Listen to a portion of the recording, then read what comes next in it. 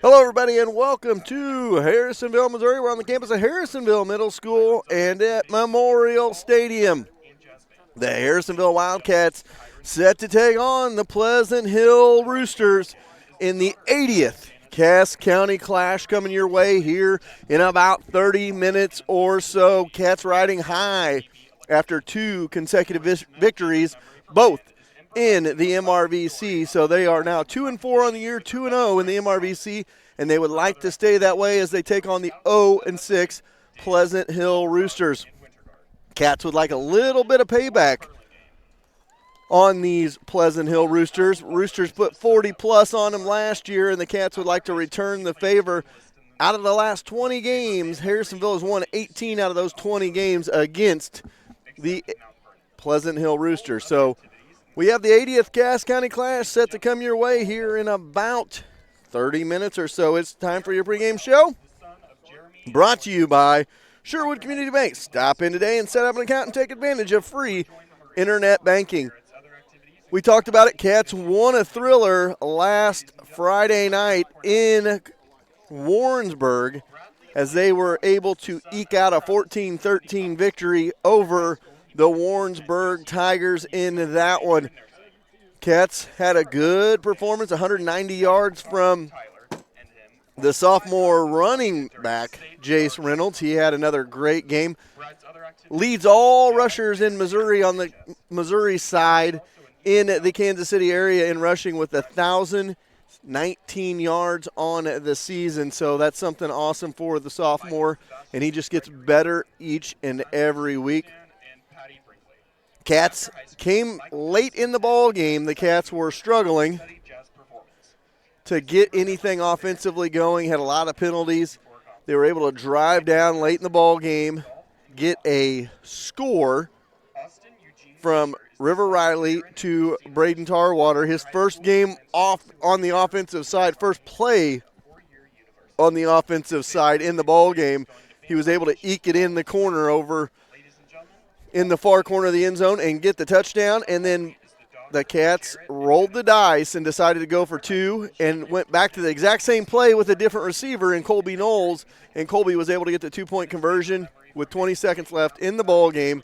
And the Cats were able to run the clock out and win the ball game over the Warrensburg Tigers on their homecoming night. So Cats' fortunes have turned here this season as they were 0-4, and they've made it all the way back to 2-4 and 2-0 in the MRVC. And me and Gary have talked about it several times this year. And what we've talked about is the fact that the Cats season is pretty much broke up into three different seasons. Season 1 was our preseason, Gary. They went 0-4. Season 2, they're 2-0 right now, and they're sitting atop the MRVC with the Odessa Bulldogs. Yeah, and they've got the opportunity to obviously go 3-0 tonight and in that second season.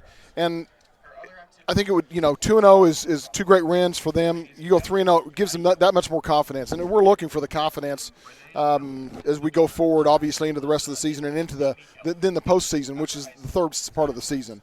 So, and as I said, as we're getting off last week, go against Pleasant Hill. Records are out the window when you play Pleasant Hill. It's that rivalry that is somewhat like the rivalry my hometown from Carthage was Webb City, and I know everybody knows the town of Webb City, obviously, and that was our rivalry. And it didn't make any difference how good the teams were or what the records were when they played. And it's the same thing here with Harrisonville and Pleasant Hill. Well, we talked about that too. One of the things we talked about, and I just mentioned it earlier, this is the 80th time these two have met. Now, Harrisonville's owned the rivalry over the last 25, 30 years. They're 18-2, but they put 48, I believe, on the Wildcats last year, shut them out over on their homecoming. The Cats would like to return that favor here tonight. As 9 miles of highway separates these two. They would like to thump Pleasant Hill this year. Well, and that gives them just a little bit more to play for this year. Whenever, especially the seniors and juniors that played last year on that team that were actually playing, that gives you just a little bit more energy to want to be able to return the favor to them this year on your home turf. Absolutely. And, you hope last week Cats were able to eke out a win. You never apologize for a win. It was sloppy It was ugly. It was every adjective you could use to describe a not looking good looking football game. They were able to eke out a win, so you never apologize for a victory. But they've got to clean up the mess this week, and they've got to play better football. Maybe a week of practice with having River back at quarterback will help that, and we'll see. You just feel like all season long the Cats have just been right there at the edge, just going to have that game. Maybe tonight's that night. Well, to be quite honest with you, I hope that game comes in the state championship game. But we do need that game that kind of solidifies what we're capable of doing, and we have not played that game this year. And I'm really looking forward to seeing that happen, because when it does, I think it's going to impress a lot of people that have maybe a few questions this year of this team. Yeah, and you know what? None of their goals are out the door right now. They're 2-0 in conference. They're 2-4 overall. Yeah, who cares? They're not ranked. The rankings are for all these fans down here to bellyache about, like, who's ranked, who's not ranked, and why aren't I ranked, and why aren't I ranked? You know why? Because that's just what they do. Guess what? There's only one ranking that matters, and it's that one the first week of December after all the state championships have been determined. Right. It is always nice to be ranked, but when you're ranked, especially when you're at the top of the rank, you're on that hill, that king of the ring, so to speak, and everybody's wanting to knock you off, and you always get everybody's best game. Doesn't mean that we don't want everybody's best game, but you're going to get it week in and week out, and sometimes those weeks when maybe you're not playing your best, you don't want to hopefully maybe get that best game from the other team when you're not playing your best. You're absolutely right. I mean, it's just one of those things. We want to get better each and every week. We're 0-4. We're 2-4. Starting to get a little bit of confidence. They can win tonight. They're 3-4. Then next week, you're playing to even your record out, and you're playing to set up a chance at playing for a conference title on your home turf on the last week of the regular season against a team that everybody assumes is just going to roll through the MRVC West. Well, they're going to have to roll through Harrisonville last week no matter what, and I do look forward to seeing what that game's going to look like when they do have that breakout. We've got, we're still got down some players. And so, again, it's how you're playing at the end of the season, and we're going to hopefully have those players back. I think, they're itching to get back on the field. And so when we get a full strength, who knows what we can do. Well, you're without one of your top linemen. You're without one of your top wide receivers tonight. And they've been without those guys half of the first game of conference in Excelsior Springs and then all of the last game. So they've shown that their depth may not be where they want it to be, but now all these guys have got some varsity experience, and that's just going to make them that much better when they come back. Yeah, we've talked about that. Injuries at the beginning of the year or opportunities for the younger players to get in and spend some time at this level of the ball of the game makes it them better when they've got to come in at the end of the season. And getting that experience is invaluable to those younger players. And they've had the opportunity to step up, next man up, like we talk about. And it's going to be a fun couple of weeks. Absolutely. With that being said, let's dive into some keys to the game tonight. Okay, I hope you're not going to say laundry this week, because every time you said laundry, we've had problems with that. So I'm going to go ahead and kick it out right now. Okay? Well, I wasn't going to say laundry, but you already brought it up, so you're the one that would be the jinx on that. Okay, my first key tonight, the battle line's been drawn. This is a rivalry. You don't look at the records. You throw it out the door. You come in, and you've just got to take care of business, because you never know what can happen in a rivalry game. Yes, that is true, especially with Pleasant Hill. I mean, you go back through the years and you look at the games that we've played, and it's you just never know. And with rivalries, you never know what might happen in a football game. I mean, we had a game at Pleasant Hill several years ago, and Zach Davidson, your son, was quarterback, and we played on half a field. This legitimately happened. We played on half a field because the other half of the lights did not work. Because they didn't pay their light bill. Believe me. No, that was not. Believe me, I got yelled at for that one. But so, nevertheless, you have wild things that happen. I will never forget that game as long as I live, because one of my favorite play calls ever. It wasn't anything spectacular. Zach runs an 80-yard touchdown, 79 yards, I believe, and he got past the 50, and there was no lights on that end of the field, but you couldn't just stop and turn around and go back the other way. And Zach, I go, and into the darkness or into the night he goes for the touchdown. I'll always remember that play call just because of that. So you never know what will happen. 2 years ago, Jeremiah Reynolds, Jace's dad, posted on Facebook. He pulled off a touchdown run of Wyatt, a run I didn't even remember from 2 years ago. He pulled it off of our broadcast. Wyatt had a 98-yard touchdown right here on this field from that end zone down to the south end zone. And when you bring that up, I vaguely remember that long of a run. So you just go back. That's what rivalries are about. You know, you always have plays you think about. You know, Brett Jones posted some good pictures this week. One of them on the press box that says "Kill Hill." You know, probably couldn't get away with putting that on the press box this week. We may be in a little bit of trouble if we put something up there like that. But nevertheless, rivalries are fun. It's going to be a fun night. Key number 2 for me tonight is get healthy, have fun. We talked about it a little bit. They just haven't had that game yet. And I feel like it's just right there on the cusp. You know, maybe you open up with a big 70, 80-yard touchdown pass to Colby Knowles or something. Just go out there and see what you can do and be crisp tonight. Yeah, and, you know, and part of that, we're going to go back to the injuries again. The injury situation, the bug has hit them at different positions throughout the year, and it's hard to really be consistent on offense when you've got receivers out, when you've got some running backs hurt, when you've got a quarterback that goes out for several weeks, and bring him back and bring consistency. And so it's hard to be consistent. But again, as the year goes forward, if everybody gets healthy, that's when you're going to have that consistency, and that's when you're hopefully going to have that breakout game. And you know what? Key number 3 for me tonight, and in honor of our student section, it looks like that they're going with the Chick-fil-A theme tonight with the cows down there. Hey, let's eat more chicken. Let's go. Let's have some rooster for dinner tonight. Why not, right? That's right. Hey, we're Harrisonville broadcasters. Let's have some fun tonight, and let's go eat some rooster. I like that. Jerry says, "Oh boy." So, nevertheless, those are our keys to the game. And anybody in Pleasant Hill, I'm just giving you a hard time. You know what? It's a fun rivalry. We've had some fun over the years. We're going to take a timeout. We're going to be back with more on 4T's Broadcasting on YouTube and 4Ts.com. You're watching high school football.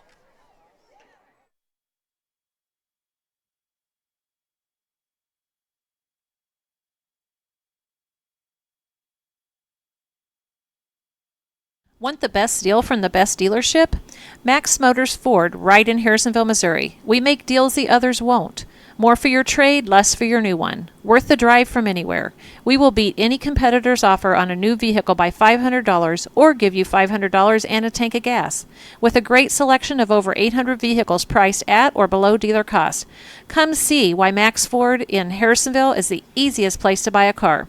Visit us at the corner of 71 and 291 highways or shop maxford.com. Proud to sponsor our Harrisonville Wildcats. Atkinson Funeral Home and Cremation Services have been serving families in the area since 1929. The Atkinsons take great pride in being members of the community. They will soon graduate a fourth-generation Wildcat, and with this kind of commitment to Harrisonville, you know Atkinson Funeral Home will be there for you. As always, they are proud supporters of the Harrisonville Wildcats. Hi, I'm Lacey Dom. Hi, I'm Cameron Chenoweth with American Family Insurance. And as I was saying before I was cut off, I'm Lacey Domnick with Shelter Insurance. As you can see, we're both competitors off the field. However, since we're Harrisonville alums, we both still love the Wildcats and this community. So if you're looking for hometown insurance from your hometown agent, give me a call, Cameron. No, give me a call at 816-380-2700 for a shelter insurance quote today. Or for the best quote, give me a call at 816-380-3996 for an American Family quote. We know you have options, so we want to team up to give you the best options in insurance. Good news. Buy your tire at Young's Tire and Wheel Center and you get free flat repair for the life of your tires. Have a bad tire and need a replacement but you don't want to break the bank? Young's can help you with that as well with a huge assortment of quality used tires. So when the time comes for new tires or a replacement, go to the shop that Harrisonville trusts on South Commercial, a stone's throw from Forged by Fire. When 14 needs tires, they call Young's. Yes! What do you look for when you're buying a used vehicle? How about honesty and integrity, along with a reliable vehicle? That's why you should turn to Steve Holland at Holland Auto Sales. Selling reliable vehicles in Harrisonville for 35 years means Holland's will be around when it's time to buy. At Holland's, you get more than a nice vehicle. You get a friend in the car business. The where the grammars go, Holland's Auto Sales, and ask for Steve. Insurance doesn't have to be a bad word, especially when all the insurance you need is under one roof. Auto, commercial, life, health, farm, or crop insurance, they have you covered. With a lineup like that, they are sure to be the team covered. So instead of dreading a call to get an insurance quote, call the team that will line up with the best of them. The team at Stafford & Stafford Insurance, located on Commercial across from Holland's Auto Sales. Event spaces come in all shapes and sizes. Finding the one that is just right can be a hassle. Not anymore. The Dickey Cottage is perfect for those extra large family gatherings, birthday parties, baby showers, and more. With a large kitchen to use, a giant dining room for everyone, and a living room area with a big screen, there is sure to be room for everyone to relax and feel right at home. So the next time you need a venue that is just right, call Sonia at 816-925-0588 and book your date today. The Dickey Cottage, the venue place. One of the scariest things to do is to take your car to a mechanic. No reason to be scared when you have the best mechanics around right here in Harrisonville. Colby and the crew at Colby's Car Clinic are all ASE certified mechanics with the latest equipment to keep your vehicle running smoothly year in and year out. So don't be scared. Go to Colby's Car Clinic and take the fear out of getting your car fixed. Give Colby a call at 816-380-3000 or go see them in the big blue building behind O'Reilly's. There is only one place in Harrisonville that you can see every Wildcat game, home or away, on the big screen. That's at Forged by Fire. If you're unable to make the journey to the game, stop in and watch the game with fellow Wildcat fans. Check them out every other night as well during the week with nightly specials and a full menu that is sure to make your mouth water. Forged by Fire is Harrisonville's premier restaurant, and remember, it's your Friday night Wildcat headquarters before, during, and after the game. What is greater than 1?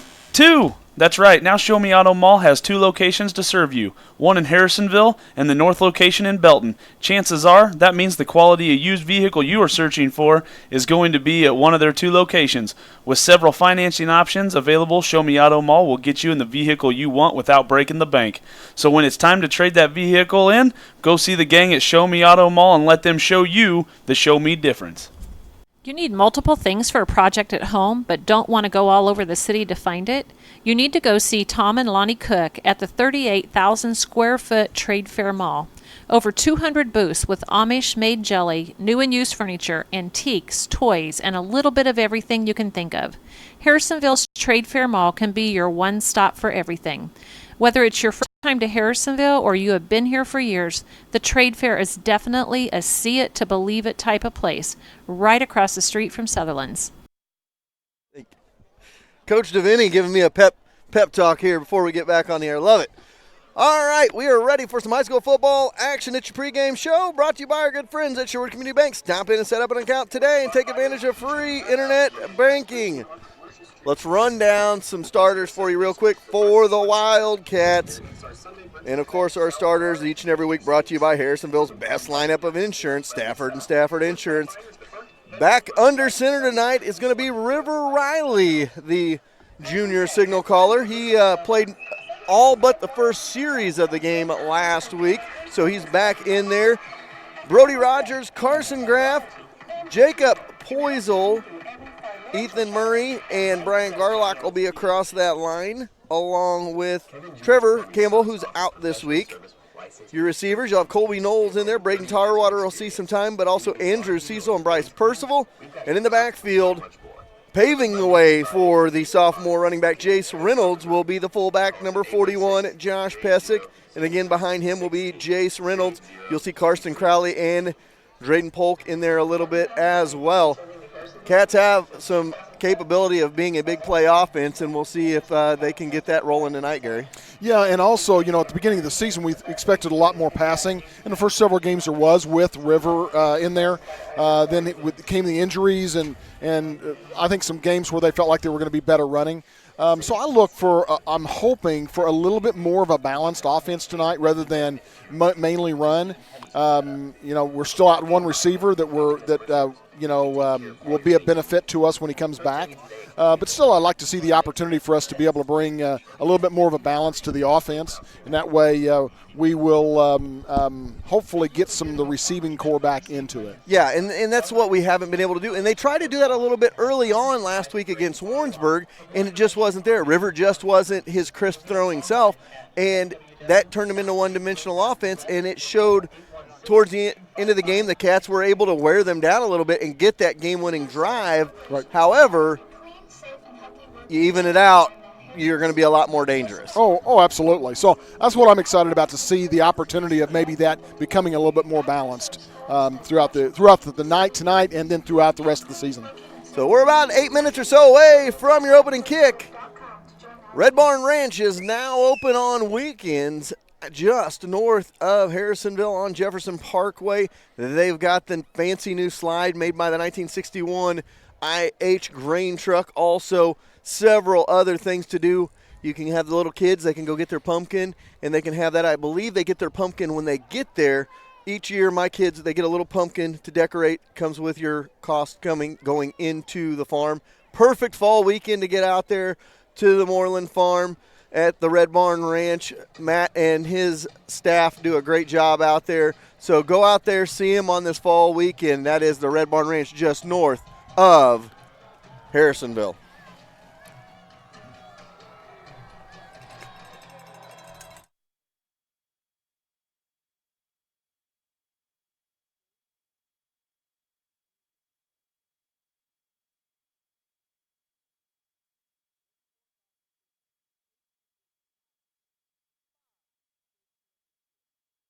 What is one of your most precious commodities these days? Time. With kids' events, family events, and everything in between, time is precious. So why drive hours and spend an entire day to save $20? Shop local and find your home appliances right in Harrisonville at Troby's Maytag Home Appliance Center. They deliver and can service any issues that can arise. By doing that, you're putting money right back into the community. So stop wasting family time and go see the staff that treats you like their family at Troby's Maytag Home Appliance Center on Plaza Drive, right behind Hawthorne Bank. Well, it's football season, so that means cold weather is not far behind. It's time to drive on over to Young's Auto Repair to get your car ready for the winter. Flush the radiator, get an oil change, and make sure the heater is ready to keep your family comfortable all winter long. If something else may ail your car, bring it in. Let Young's diagnose the problem, get you back on the road. Young's Auto across the road from Young's Tire on South Commercial Street. Everyone needs a kickstart at about 2 o'clock in the afternoon. So go see the team at Sonic of Harrisonville to kick away those afternoon blues with an ice-cold soda full of caffeine to kickstart that energy. The best part, 2 to 4 p.m. is happy hour, so you can kick away the cobwebs for half price. And while you're at it, don't forget to grab an afternoon snack with some cheesy bites or jalapeno poppers. Also, go to the4ts.com and sign up for the Wildcat Kick Contest.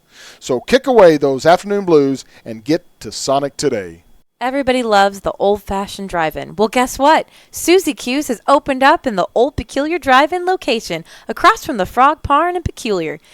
Go in, get the signature Susie Q, you know, the one that's so big they barely fit in the basket. While you're at it, at the Tenderloin. So next time you think, man, I wish I had an old drive-in, remember, there's one 5 minutes up I-49 in Peculiar at Susie Q's.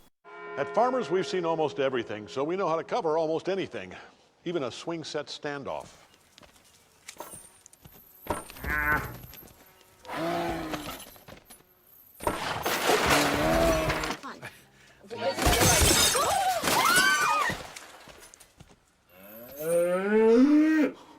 And we covered it. July 1st, 2015. Talk to farmers. We know a thing or two because we've seen a thing or two. We are farmers. Bum, bum, bum, bum, bum, bum. Farmers Insurance, Bradley Sainer, in the A-frame at 1808 North Commercial Street in Harrisonville. When it comes to your vehicle's maintenance, we know you have plenty of options. Sometimes so many options can make it hard to find an honest, reliable automotive shop. That is where Quality Auto Service and Repair comes in, with a commitment to providing customers with honest, quality service at reasonable prices. Our technology and expertise provide you with the best car care imaginable. We take pride in diagnosing your vehicle correctly and getting you back on the road quickly. We are family owned and operated since 1995. For an appointment, call 816-380-7267. Quality Auto Service and Repair, building relationships through automotive service. It's who the Davidsons trust for auto repair. Does your lawn need some TLC? Owned and operated by 3 generations of Wildcats, Held's Turf Farm is your local stop for sod and topsoil since 1971. Whether you need 1 roll of sod, 1 scoop of dirt, or a whole truckload, we have you covered. A new home in your future? Give us a call at 816-540-2020 and set up a quote for new sod installation. Held's Turf Farm is located between Harrisonville and Pleasant Hill and is open 8 to 5 weekdays and 8 to noon on Saturdays. All right, welcome back to your pregame show brought to you by Sherwood Community Bank. Stop in and set up an account. Take advantage of free internet banking. Both teams out in the middle of the field, captains, I should say, out in the middle of the field as they are going to go over the coin toss. Our coin toss brought to you by Hawthorne Bank. Take the extra coin to Hawthorne and start a savings account today. We'll get to the winner of that coin toss here in just a minute.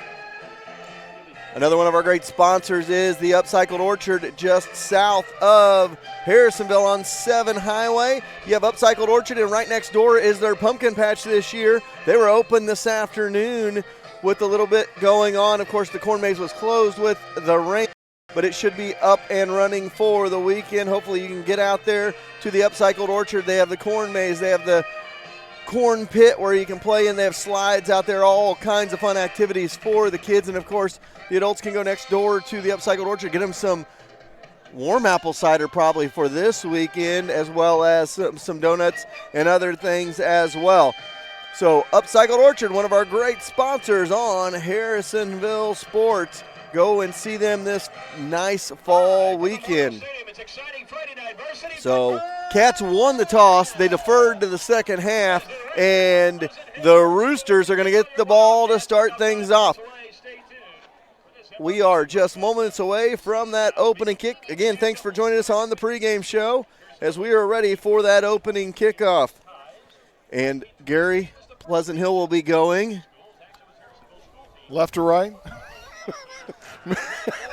North toward the south. They will go north to south, and going north to south, they will never have a chance to run into Pleasant Hill, because if they go south, they're going to Archie and Adrian. If they go north, they're going to hit Peculiar.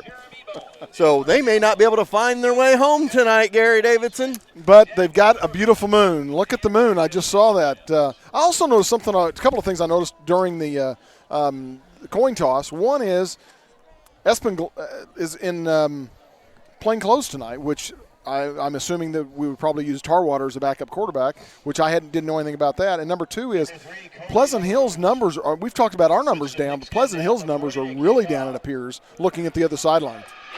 And they are back deep to receive. Cutter Herlock is back to receive this one for Pleasant Hill. And Colby Knowles set to boot it deep for the Wildcats. So we're about ready to be underway. Pleasant Hill in their away white tops with purple numbers and purple pants with the gold helmet. Herlock's going to get it at the 10, 20, finds a seam to the 25, and then is wrapped up by a host of cats and drugged down. Carson Miller with the tackle. And it will be Excelsior ball from their own 30 to get things going here. Going to mark it at the 31.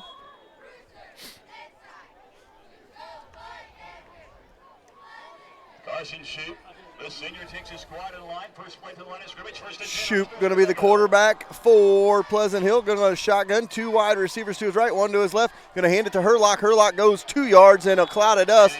Tackled by That's Jay Carlin, the junior. He'll be wrapped up by number 40, Colin Carruthers. Carruthers with the tackle. Second down, gain of 1 to play. Second down and 9 action coming up. Officials run the ball at the 32-yard line. So 1 yard gain. So Shoop going to be the quarterback here. Shoop and Herlock in the backfield. 2 wide receivers to his left this time, 1 to the right on second down and 9. And here we go on second and 9. They're going to throw it out in the flat this time. A catch and a couple of yards, and that was Herlock out there.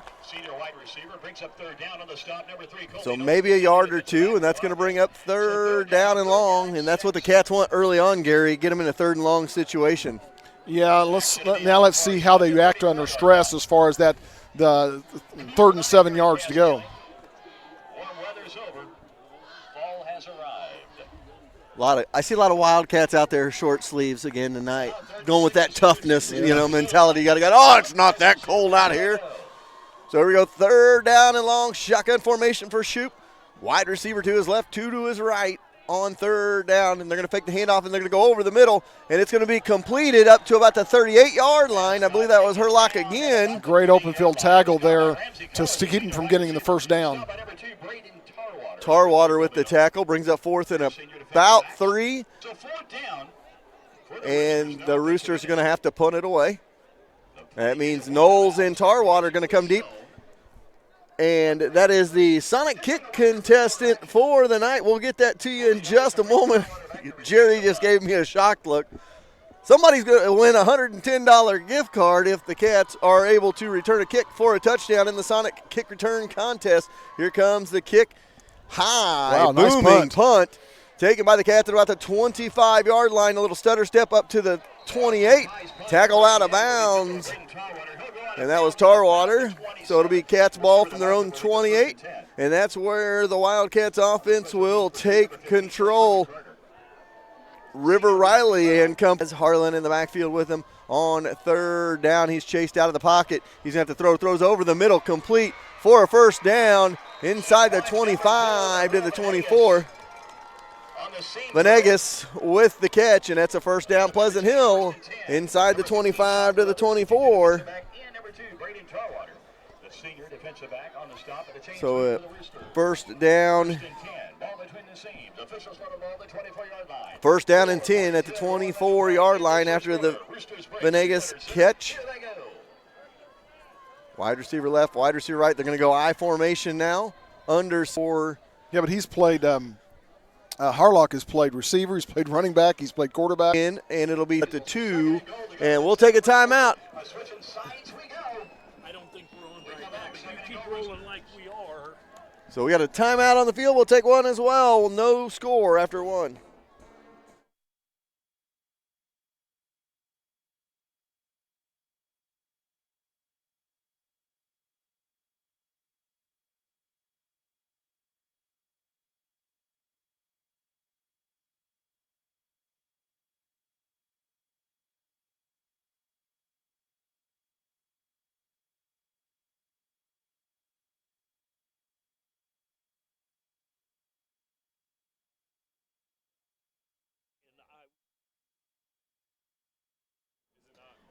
All right, welcome back. Your score after 1. There is no score, but Pleasant Hill is knocking on the door. It'll be second and goal at about the 2-yard line for the Roosters as we get back to action. I know we're having a little bit of buffering issues and issues on the telecast tonight, so hopefully we're trying to get that worked out right now. Sometimes you're at the mercy of technology, Gary. Yeah, technology is a wonderful thing when it works. Right. A little bit of Wi-Fi and connectivity issues here from Memorial Stadium tonight. It's going to be second down and goal from the 2-yard line for Pleasant Hill. Cats trying to hold them out of the end zone. This would be a big 4-down stand if the Cats can keep them out of the end zone. They're going to go shotgun this time. Wide receiver to the left, wide receiver to the right. Shoop has Harlan with him in the backfield. They're going to go in motion with him, looking for a little flare, and now he's being chased out of the pocket, still looking to throw it. Throws it over the middle, and never made it in, I don't think. Cuts was outside the end zone. So they say it was a catch by Venegas, and it'll be third down from about the 1 yard line. They're going to mark it at the 2. I think they may have said incomplete on that. I don't know that he did catch that because it's still at the 2 yard line. So third and goal now. Wide receiver to the left, wide receiver to the right. They're going to go I formation this time. With the big guy in there, Gray. And they're going to hand to Gray. Gray goes nowhere. And it'll be fourth down coming up for Pleasant Hill. So big fourth down coming up early in this ball game. Just underway in the second quarter with no score. So on fourth down from, they're going to mark it about the 2 again. As Pleasant Hill has gone nowhere here. The end zone for 6. And it's Venegas, and I'll tell you, they're doing nothing fancy with him. They're rolling out and they're finding him in the flats every single time. And it's 6-0 Pleasant Hill with 10:30 to go. And here's the return for the Cats to the 15 and nowhere to go to about the 17-yard line. It'll be first and 10. And Gary, I'll tell you, looking for the run, and they're rushing for scrimmage so far. So wide receiver to the left, wide receiver to right, 2nd and 10 coming up. Cats have yet to get Jace Reynolds going, and there's a handoff, and as soon as I say it, Jace Reynolds gets 10 plus, just like that. It'll be a 17-yard gain by Jace Reynolds, make it 18, and they got it down at the 40 of Pleasant Hill. So talk about on cue right there for Jace Reynolds. I said, hey, got him going. And he gets a big 10-plus yard gain. That's a Troby's Maytag Home Appliance Center first down. Think Troby's first when you think home appliances. So a 1st and 10 for the Cats in Rooster territory down to the 40-yard line. And here we go. There's another handoff for Reynolds, and Reynolds tries to get to the outside, and he's going to get about 3 and toss down. That would have been one that if he would have, I think, cut it up rather than stay outside, he would have gotten a few more yards. Don't know how much more, but he likes the outside, and I don't disagree. Well, and this is the first time tonight I've seen pursuit to the outside where Jace hasn't been able to just outrun somebody to the outside and turn that corner. So good pursuit so far by Pleasant Hill. 2nd down and about 7 after the 3-yard gain. Riley under center, Pesic and Reynolds in the backfield. And they're going to hand off for Reynolds, and Reynolds has got some running room inside the 30 to about the 29-yard line, wrapped up and taken down by 88 Austin Ty. So an 8-yard gain down to the 29 and moves the sticks again, and it's another Troby's Maytag Home Appliance Center first down. All the way down to the 29 of the Roosters. Cats trying to answer back quickly here, down 7-0. Well, and you see they're in that 5-3, which is with 3 on the hands down and 2 on the ends that are standing up, and the 3 linebackers. And those 3 linebackers, a lot of times, 1, 2, or all 3 are moving up trying to get the gaps. And so you've got 8 people, within just a yard or 2 of the line of scrimmage. You break that, and you see that. You break that, you've got a lot of yardage because you've got the going back into the defensive backfield at that point in time. It'll be a delay a game on the Cats. Delay a game penalty against the Cats, the official call. So that moves them back to the 34, and this has been an Achilles heel all year for the Cats. Get a drive going, and a penalty comes out in the most inopportune times. Obviously, you're in 4-down territory here, so it doesn't hurt too bad with a 5-yard, but you've got to answer back to it now. So Riley brings his team to the line of scrimmage. He's got Cecil to his left. Out to the right, flanked out is Knowles. I formation in the backfield. They're going to fake to Reynolds and then sacked in the backfield all the way back at the 45-yard line. Silas Gray on the tackle. Brings up a 2nd down and outside of Peculiar for the Cats. 2nd and 26 it's going to be. So ball 26 yards away from a first down, all the way down to the 19. Cats are going to have to do something blocking-wise because they have not been able to stop the pass rush of Excelsior. Well, you put a slant in there when say it in just a minute. I'll say it in just a minute.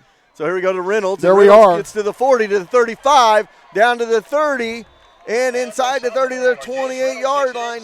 17-yard gain on second down brings up 3rd and 9. You break that 7 men within a yard or two of the line of scrimmage, and you're not going to have anything until you get to the D-back. So, well, and here's the thing. This shows you how smart of a player Jace Reynolds is. He watched the adjustments on film between those series, and he's finding those seams now that he didn't see in the first series. So a 3rd and 9 coming up. We said it's 4-down territory. Get 4 or 5 here and make it interesting on 4th down. This time nowhere to go for Reynolds. And he is hit and down. So 4th down and about 10 coming up. But the bad thing is now after you run on 2nd and 3rd down, it's 4th and 10. They know what's coming. They know you're going to probably have to pass here, so now they can go after Riley. Well, run a slant. If you got 8 people there, they can't cover all the people on the outside. So you run a slant in, and you may or may not get the 10 yards, but you're going to have to be one-on-one. It'll be one-on-one with the D-back at that point in time. So we'll see what they do on 4th and 10. Ball placed at the 29 of the Roosters. Cecil out to the left, trips out to the right side, and the pistol formation is Riley. He's going to snap it. He's looking to throw. He's going to throw it up for grabs. 1st down and then some. Inside the 10 to the 5 to the house. Colby Knowles for the touchdown on 4th down and 10. And there's a flag on the play.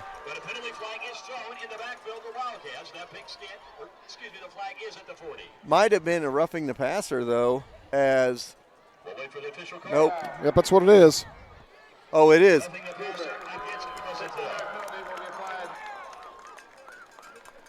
So 5:29 to go. Cats answer, make it 7-6. And Kennedy Atkinson set to kick this one through. The hold coming from Percival. The kick is up. The kick is good, but there is a flag. Maybe a false start or offsides, maybe lined up offsides because they were coming through quickly. We'll wait for the official word, and if it's a half a distance, you may think about what we got here?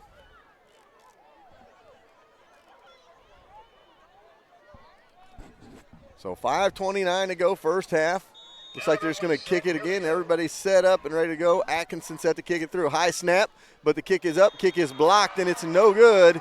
7-6. Cats trail by 1. We'll be back right after this.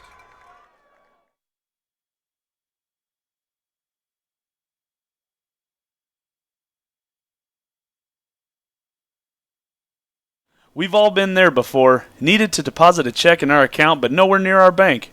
That's where Hawthorne's Bank's mobile banking comes in. Simply open your mobile banking app, take a picture of the check, and presto, the check's been deposited. Hawthorne Bank has the big bank convenience with small town roots. So if you want a friendly, quick, and convenient service in a hometown bank, go see our friends at Hawthorne Bank next to Troby's on Plaza Drive. All right, welcome back. 5:29 to go in the first half. Cats trail 7-6.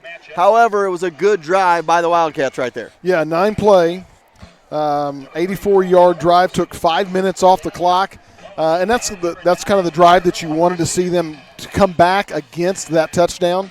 And so missing the extra point does not help, but at least we returned the favor to them and got a touchdown. And the personal foul penalty is assessed, so the Cats will kick off from the Rooster 45-yard line. Colby Knowles might be trying to put this one in the end zone and give him a touchback. So here we go. The kick, high end over and kick going to bounce and be taken at about the goal line by Harlock. He's up to the 20. To the outside he goes to the 25 and upended by the Wildcats at the 29-yard line. And that was Tarwater on the tackle. Oh, that was, Knowles with the tackle.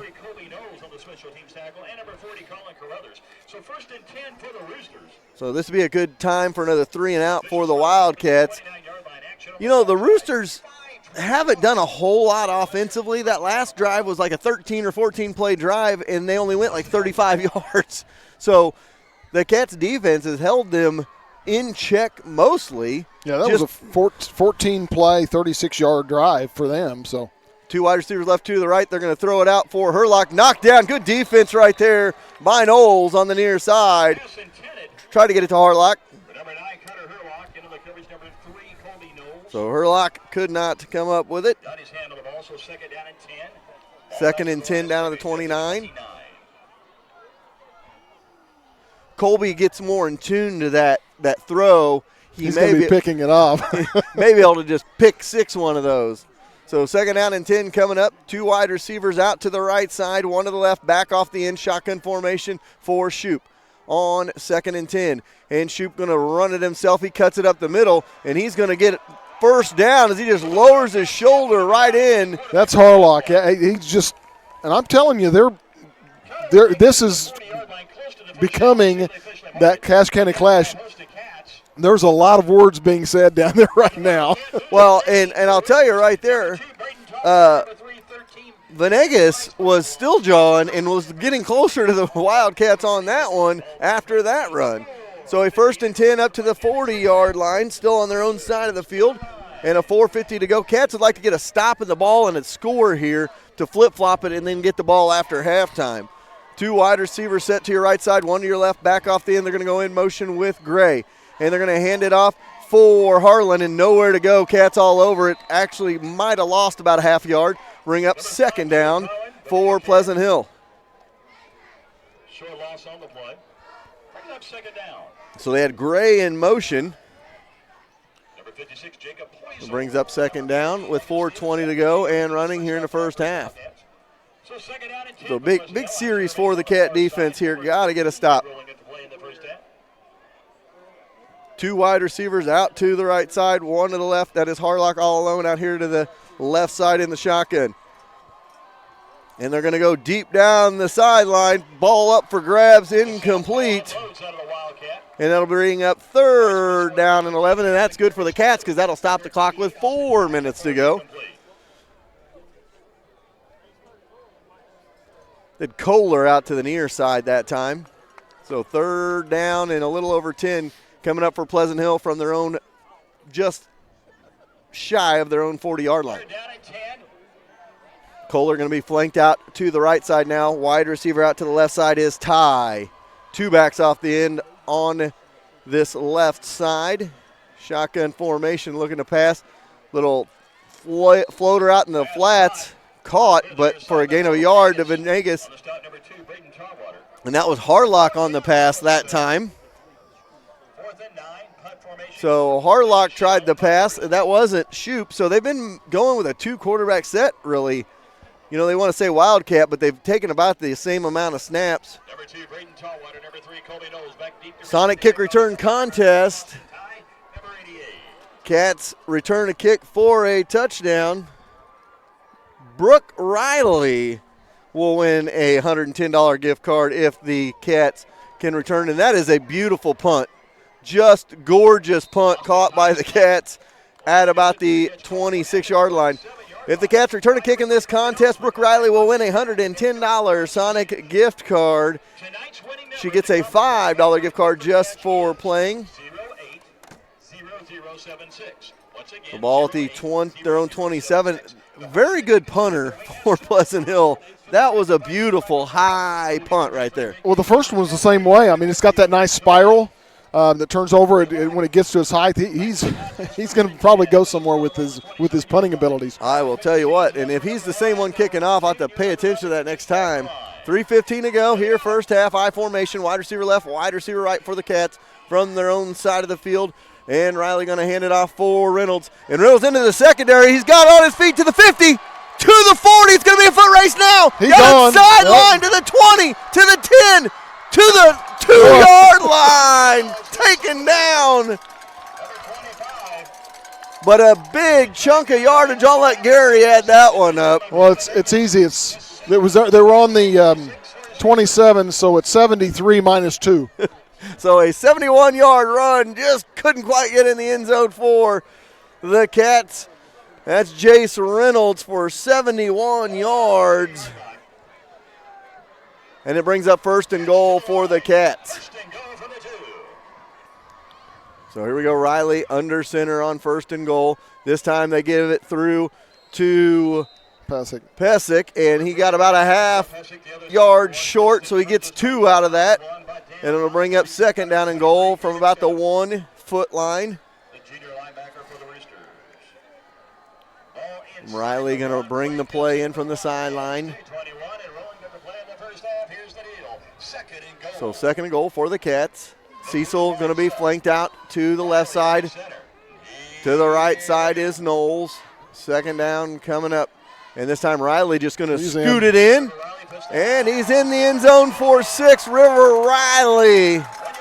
And the Cats lead 12-7. Extra point coming up. Cats offense stays on the field. Looks like they're going to go for 2 here. That crazy wild whatever. I want to know what the official name for this is, Gary, because they had the like swinging gate back in the day, but this is a little like almost a variation of that. So Riley going to take a snap here. And no, they snapped it over again. Had me fooled. And they walked it into the end zone. I believe that was Braden Tarwater. And it was 4-2, and the Cats lead 14-7. So that touchdown was brought to you by our friends at Young's Auto Repair. All touchdowns were brought to you by Young's Auto Repair. Give them that just right touch in your car when it needs fixed. We'll take a timeout. We'll be back right after this. Every team has the same characteristics, including having each other's back. That's the motto the team at Schroeder Chiropractic lives by. With 2 chiropractors, 3 therapists, and an amazing office staff, they got your back. They will take care of your aches and pains and have you feeling like new in a warm, family-friendly environment. Schroeder Chiropractic has the community's back as well, being actively involved in bright futures in Harrisonville youth sports. Whether it's aches and pains or getting involved in the community, Schroeder Chiropractic has your back. All right, Cats set to kick it off from their own 40-yard line, and they lead 14-7. Good couple of answers by the Wildcats after the initial touchdown from the Roosters. Now if you're the Cats, you want to get a stop before halftime and try to make this a 2-possession game to start the second half. Well, instead of a minute 30, I wish it had been like 3:20 or 3:30 would have been fine, but you can't ask for everything. Or you can, I guess you don't always get it, but. And end over end kick taken about the 22-yard line by Shoup, the quarterback, up to the 30. He is hammered at the 32-yard line. That was Kyron Beavers. And that was a stick by Kyron right there as he just stood up Shoup at the 32. You could hear the crowd on that one. So a good tackle on special teams by Kyron Beavers. Ball at the 32-yard line for the Roosters. You see the Roosters getting a little more protection. They've brought in big Silas Gray to be in the backfield to give them a little extra protection here.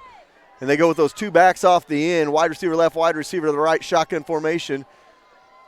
And this time it's Harlock, and he's going to go right up the middle with it. He's going to get 3 or 4 yards up to the 35-yard line. Harlock ain't doing nothing fancy, Gary. He's going to run into that line and say, try to tackle me at full speed. But he's a tough runner. Absolutely. I mean, he ducks his shoulder, and he's going to make you make a good tackle, and if you don't, he's going to run over you. So, I mean, you got to give it to him. He's it looks like a good athlete and doing well as far as his running. He's got 6 carries for 24 yards so far and several receptions as well. So. Go out of the shotgun here. Now that this time it's Harlock. He throws. Picked off. Tarwater. Oh, pops it up. And it's to the 35, to the 30. Down the sidelines we go. To the 10. Inside the 10. It is Carson Crowley, and there are flags everywhere, but it's a pickoff by the Cats. I don't know if that was planned like Kelsey to McCoy. I don't think that one was planned. Down to the 6-yard line, but a couple of flags. We'll wait for the flags as they're going to talk it over. So there's 2 flags. We'll wait for this to sort out. Nevertheless, huge turn of events here in the first half. If the Cats can get on the board before halftime. We'll wait for the official calls as they confirm. Sean Carruthers was like, who wants the ball?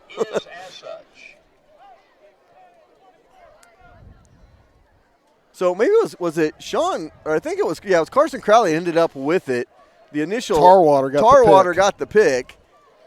They're going to sort things out here. We'll see what the official's word is here. We have a personal foul. Defense.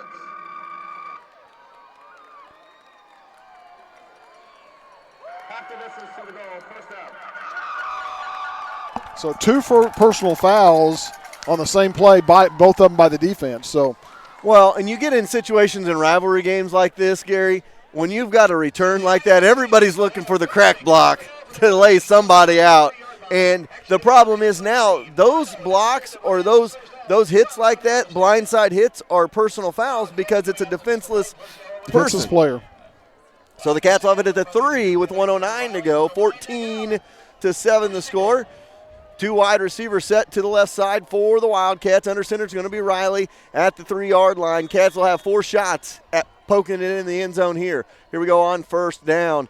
And they're going to hand it to Reynolds, and Reynolds gets inside the 5, rolled down at the 1, just gain of about 2 yard and a half. And that's a benefit because it gets the clock running still. I mean, we've got all our timeouts, so if we can take it down to, within 15 or 20 seconds and get a couple of plays. So 14-7 our score, 45 seconds to go here first half. High formation for the Cats. Under center is Riley on second down and goal. And this time they hand it into the end zone. Pesic, the fullback. Good to see him get one in the end zone right there, Gary, because he's been a workhorse as a lead blocker for Jace Reynolds this year and hasn't got a lot of those accolades that Jace has got, and rewarded with a touchdown here with 34 seconds to go in the first half. Cats leading 20-7.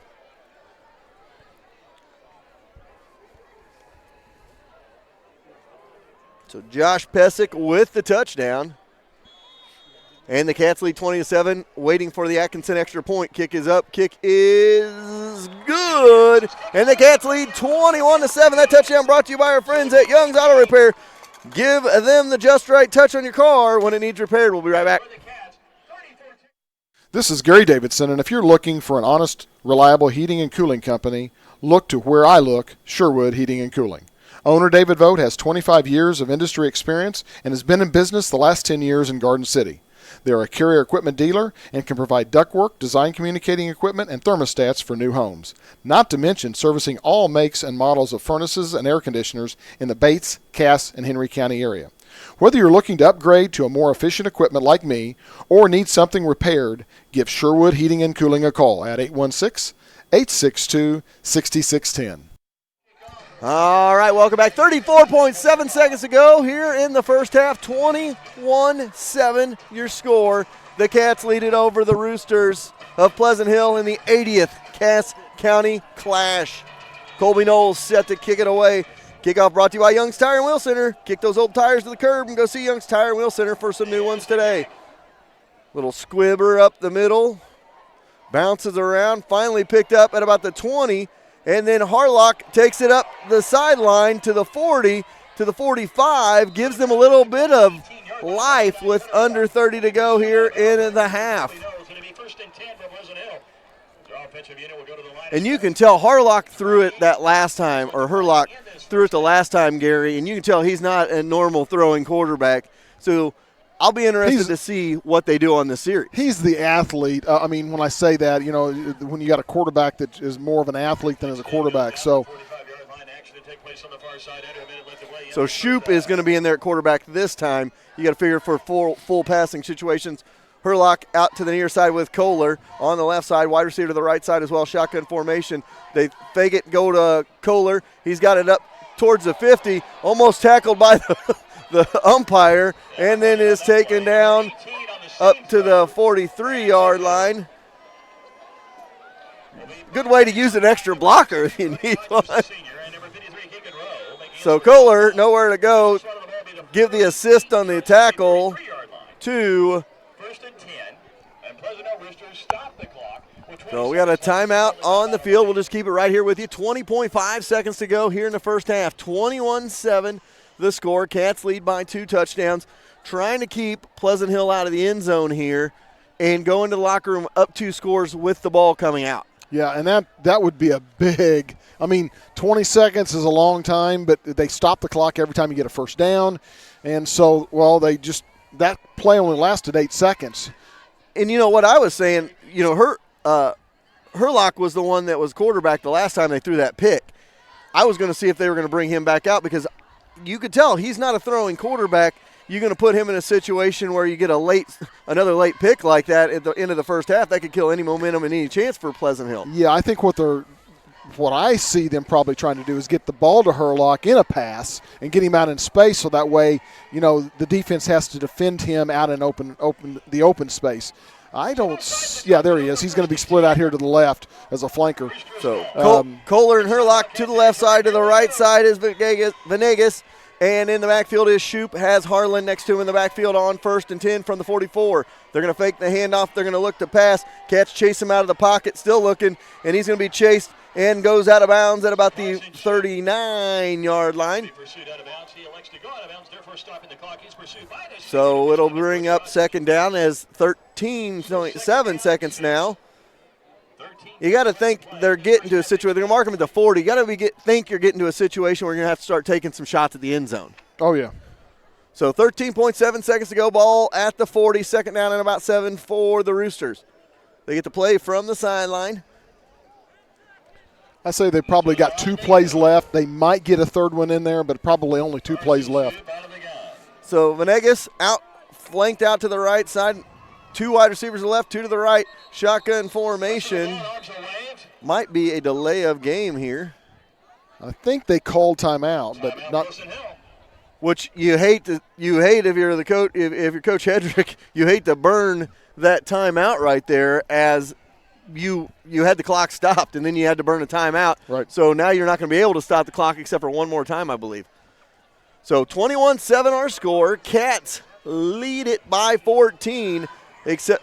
Why do I want to keep calling them Excelsior Spring?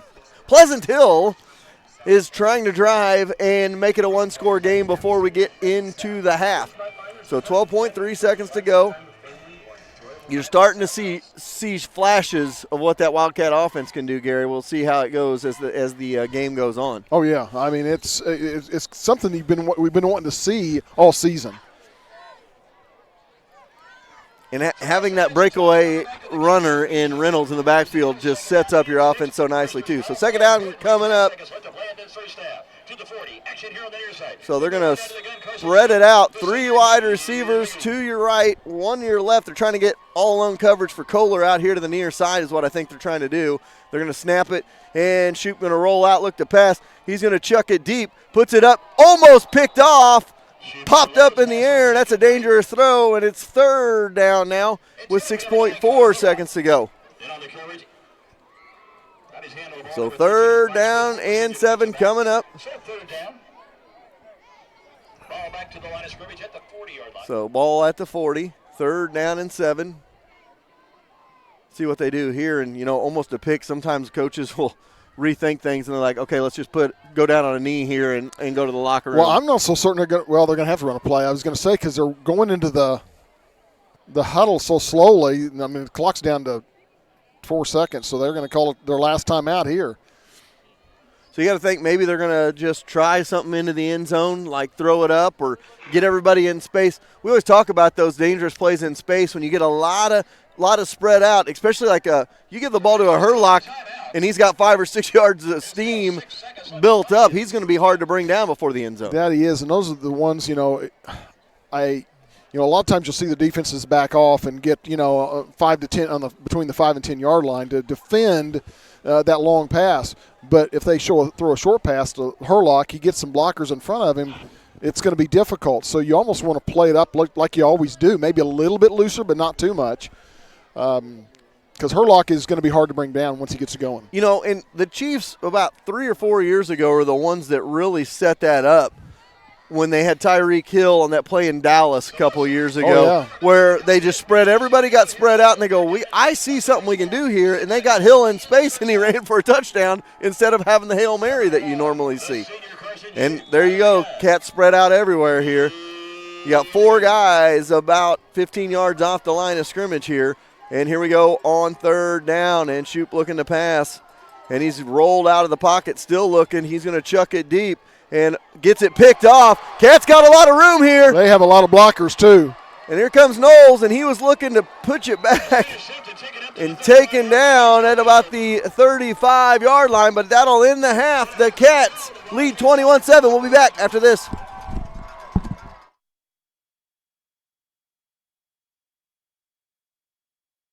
There is no better way to get in touch with other business owners and potential clients than joining the Harrisonville Area Chamber of Commerce. Come to monthly networking events and grow your business and make new friends. The Chamber is booking now for booths at the Log Cabin Festival October 4th and 5th. So give Bing and the staff a call today and get signed up for all the fun. 816-380-5271.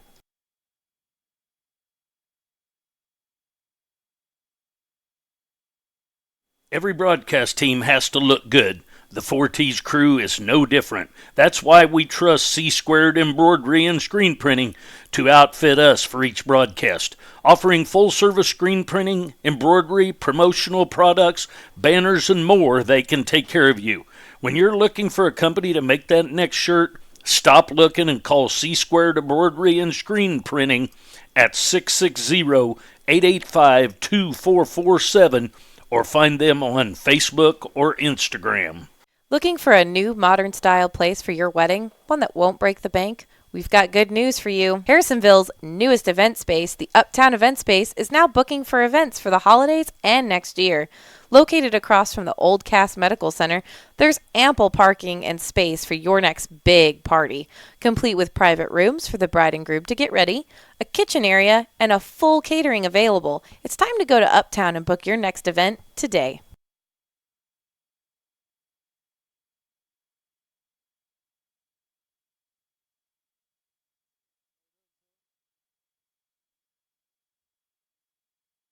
Buying a house is a full-time job in itself. Why not take the work out of finding your dream home?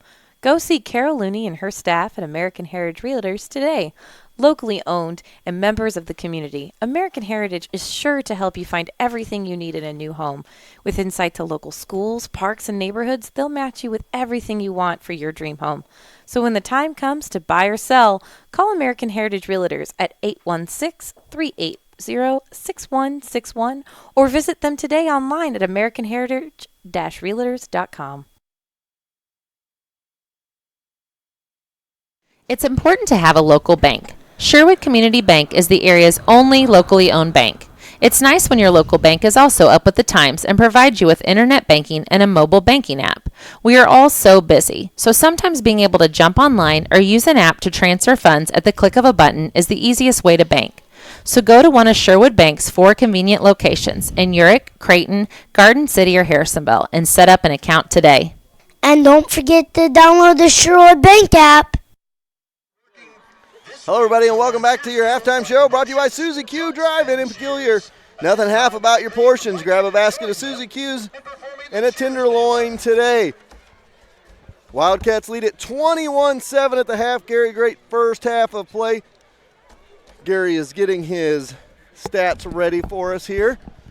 We'll get to those in just a minute, but a good first half for the Wildcats, Gary. Yeah, it was, and you want to see that. That's the first time we've went to the halftime with this. Well, we've had a lead at halftime. I can't remember, but we've never had this much of a lead. If we did go to halftime with a lead, so it's good to see. Still not 50-50 as far as plays go. We'll go to that in just a minute, but as far as pass and run, but it was a good first half for us. Definitely a good first half. Cats lead by 2 scores, and they get the ball back at the half.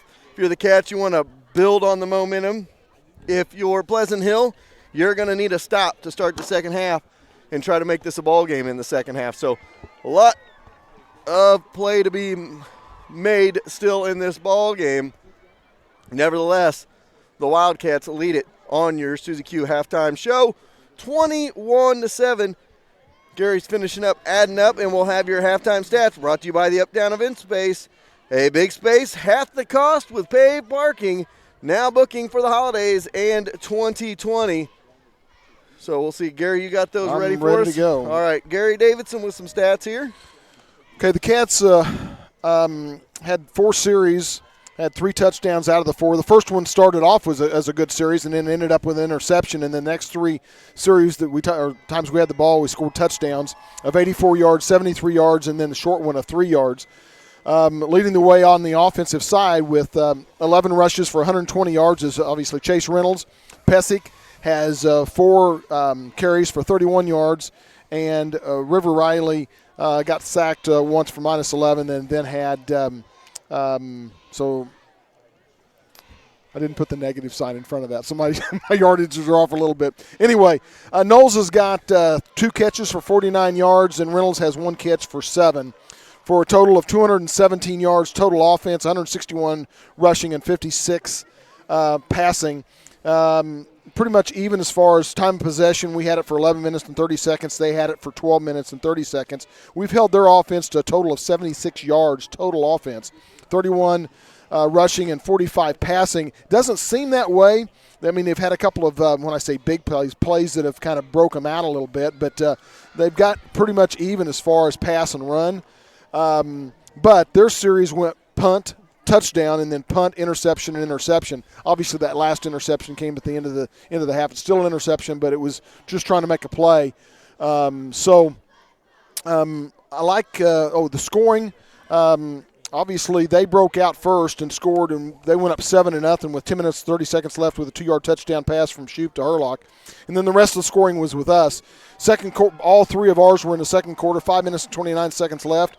A 29-yard touchdown pass from Riley to Knowles made the score, with the conversion being missed, made the score 7-6 Pleasant Hill. Then with 2:05 left in the second, a 1-yard touchdown run by River Riley. 2-point conversion was good with Tarwater, made it 14-7. And then with 34.7 seconds left, the 2-yard touchdown run by Pesic. Conversion good, made it 21-7, and that's where we're at right now, 21-7 at halftime. Harrisonville over Pleasant Hill. Yeah, it's been a good first half for the Wildcats, something we have not seen from the Wildcats this year is a good first half, and coming into the second half with a chance to put the ball game not necessarily away, but you can put a lot of doubt in Pleasant Hill's mind if you come out in the second half and get a drive and go. Yeah, and it with going into the second half, with each possession we have and each possession we have a positive experience is going to make things so much better for us moving forward in the next 2 weeks. Next 2 weeks are going to be difficult for us, and with next week being obviously more difficult than this week, and then probably culminating with the Odessa game, but we get them in our home field, and so you want to see that, and I really am looking forward to the next couple of weeks to see how we're really going to play, because that's going to take us into the districts, and we're going to be playing. We're going to need to be playing our best ball as we go there. And I'll tell you what, the Cats are climbing the district standings. They are up to 5 this week in the district standings. They beat the number 1 seed, which I'm telling you, that could come into play. If you can get 2 wins the next 2 weeks, you go to 4-4. You might be on that 2 line going into that last game of the season against Odessa. If you can be on the 2 line going into the first week of districts, and the only team above you is Warrensburg, they'll probably flip-flop that, because Harrisonville got the win over Warrensburg head-to-head, and a lot of times that can change things up. Well, though, you want home games, but I know years past, and this is the time, so obviously when Zach was playing, it worked out best for us to have a couple of games away, because then the next couple of games you're more than likely going to get. You're going to get that 3rd game and very, very possibly get that 4th game. And so that's what's the nice thing about it is to be able to bring some games back home, maybe play the games that I'm not going to say that are easier, because nothing's easy at this level, but the ones that you would like to see away, and then bring the harder teams, or once you get higher in the districts, bring those back home. Well, and however, you get 3 games in districts, and if you're the 1 seed, you'd play all 3 games at home. What that does for you in the quarterfinal game is make you probably have to go on the road, depending on what year it is. And the coaches may know that as well. So they may look at it and be like, okay, well, I think, we already beat Warrensburg at Warrensburg. That's all down the road, nevertheless. But brings up interesting conversation over the next couple of weeks. It is your halftime show brought to you by Suzy Q. Drive-In and Peculiar. Nothing half about your portions. Grab a basket of Suzy Q's and a tenderloin today. Let's run over our soccer seconds real quick. Rough week for the Wildcat soccer team. And this soccer second brought to you by Schroeder Chiropractic. They got your back. Cats fall twice this week, and their record drops from 7-4-2 to 7-6-2 as they were beat by Pleasant Hill 3-2 a couple of days ago, and they dropped a heartbreaker 2-1 to Clinton a couple of days ago as well. So the Cats now 7-6-1 on the year and 3-1 in the MRVC. And those are your soccer seconds brought to you by Schroeder Chiropractic. They've got your back. We'll be back after this. Well, we'll wait. Jerry is talking right now, so we'll leave it right here with you. Cats lead at the half 21-7. You heard me and Gary talking about it as the Wildcats had some good plays in that first half, a 70-plus yard run. That is the fourth run this season over 70 yards for the sophomore Jace Reynolds, as he has had a great year. See if I can run down some stats for you here, some scores. Getting to Bolivar's up 28-0 on Clinton. That was in the first quarter. Haven't had an update from there. St. Joe Lafayette 19-14 over Cameron. Savannah up 28-14 on Chillicothe. Roll down some closer scores here. Lafayette County up 7-6 over Knob Noster. Keep on rolling down. Lee Summit up 13-3 over Lee Summit North in that ball game. Liberty up 10-9 over Lee Summit West at the half. Our neighbor to the to the west on the Kansas side, Lewisburg up 21-6 over Atchison. Rolling down 28-14, North Kansas City, they're undefeated, and they lead at 28-14 over Columbia Hickman. Oak Grove and Excelsior, we have no score from that game. 27-6 in the second quarter, Odessa over Warrensburg. So Odessa all over Warrensburg. Oak Grove and Excelsior Springs, like I said, we have no score in that one. My old alma mater getting beat 21-6. West Platte is to Penny in that ball game. 20-6, Ray Peck over Platte County. Of course, our score here, 21-7. Fort Osage and Raytown tied at 13 all. Grandview up 14-6 over Raytown South. Richmond up 18-13 on Holden, close to the half in that ball game. So we will scroll down and we will see. We're going to take a timeout. You're listening to the Halftime Show brought to you by Suzy Q. We'll be back after this. It's important to have a local bank. Sherwood Community Bank is the area's only locally owned bank. It's nice when your local bank is also up with the times and provides you with internet banking and a mobile banking app. We are all so busy, so sometimes being able to jump online or use an app to transfer funds at the click of a button is the easiest way to bank. So go to one of Sherwood Bank's 4 convenient locations in Urick, Creighton, Garden City, or Harrisonville and set up an account today. And don't forget to download the Sherwood Bank app. Want the best deal from the best dealership? Max Motors Ford, right in Harrisonville, Missouri. We make deals the others won't. More for your trade, less for your new one. Worth the drive from anywhere. We will beat any competitor's offer on a new vehicle by $500 or give you $500 and a tank of gas. With a great selection of over 800 vehicles priced at or below dealer cost. Come see why Max Ford in Harrisonville is the easiest place to buy a car. Visit us at the corner of 71 and 291 highways or shop maxford.com. Proud to sponsor our Harrisonville Wildcats. Atkinson Funeral Home and Cremation Services have been serving families in the area since 1929. The Atkinsons take great pride in being members of the community. They will soon graduate a 4th-generation Wildcat, and with this kind of commitment to Harrisonville, you know Atkinson Funeral Home will be there for you. As always, they are proud supporters of the Harrisonville Wildcats. Hi, I'm Lacey Domnick. Hi, I'm Cameron Chenoweth with American Family Insurance. And as I was saying before I was cut off, I'm Lacey Domnick with Shelter Insurance. As you can see, we're both competitors off the field. However, since we're Harrisonville alums, we both still love the Wildcats and this community. So if you're looking for hometown insurance from your hometown agent, give me a call, Cameron. No! Give me a call at 816-380-2700 for a shelter insurance quote today.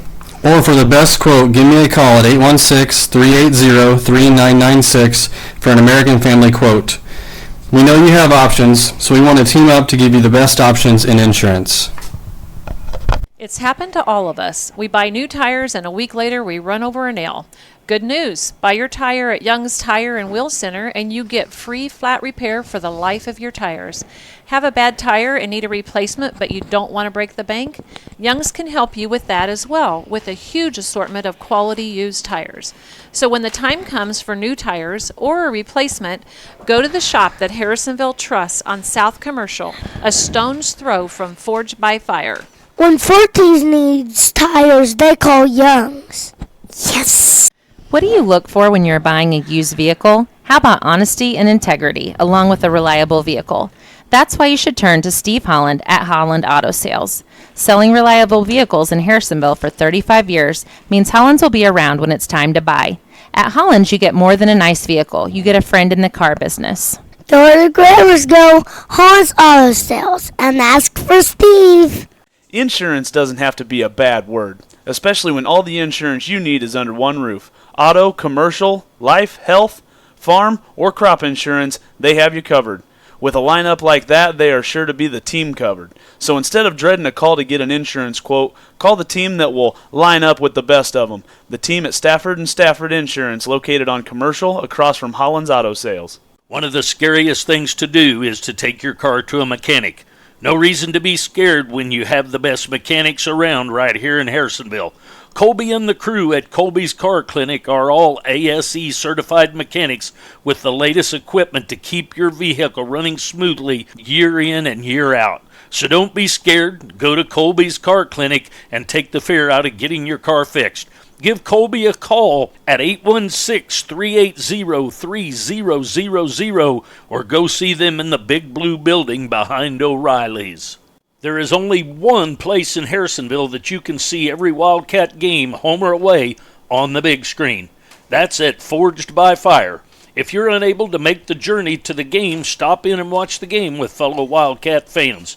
Check them out every other night as well during the week with nightly specials and a full menu that is sure to make your mouth water. Forged by Fire is Harrisonville's premier restaurant, and remember, it's your Friday night Wildcat headquarters before, during, and after the game. What is greater than 1? 2! That's right, now Show Me Auto Mall has 2 locations to serve you, one in Harrisonville and the north location in Belton. Chances are, that means the quality of used vehicle you are searching for is going to be at one of their 2 locations. With several financing options available, Show Me Auto Mall will get you in the vehicle you want without breaking the bank. So when it's time to trade that vehicle in, go see the gang at Show Me Auto Mall and let them show you the Show Me difference.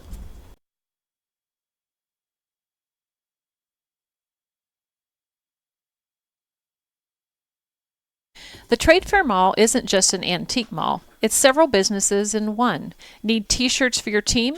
A custom t-shirt shop on site has you covered. Speaking of covered, Harrisonville Trade Fair is Missouri's #1 seller of premier portable buildings to store all your outside equipment.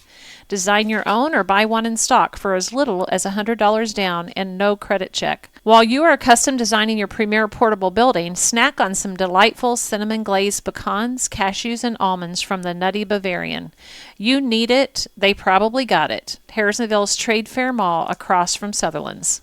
What is one of your most precious commodities these days? Time. With kids' events, family events, and everything in between, time is precious. So why drive hours and spend an entire day to save $20? Shop local and find your home appliances right in Harrisonville at Troby's Maytag Home Appliance Center.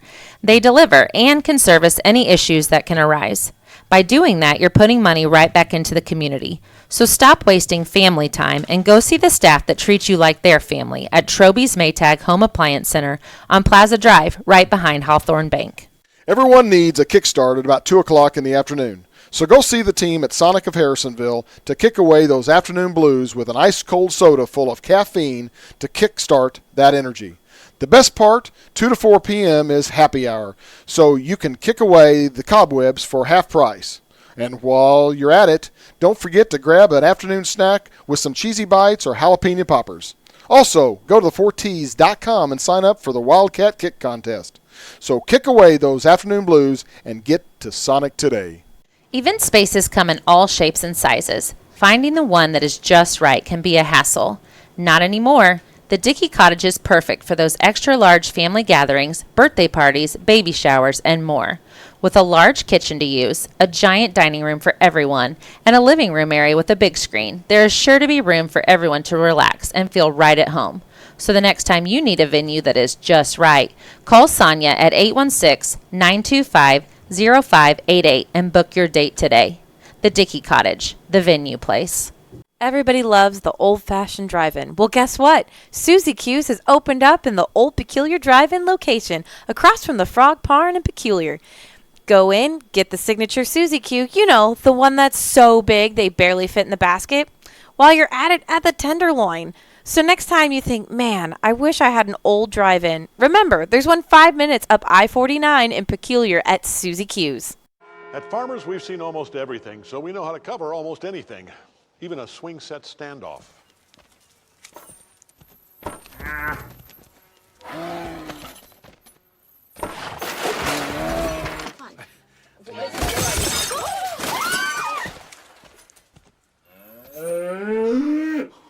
And we covered it. July 1st, 2015. Talk to Farmers. We know a thing or two because we've seen a thing or two. We are farmers. Bum, bum, bum, bum, bum, bum. Farmers Insurance, Bradley Sainer, in the A-frame at 1808 North Commercial Street in Harrisonville. When it comes to your vehicle's maintenance, we know you have plenty of options. Sometimes so many options can make it hard to find an honest, reliable automotive shop.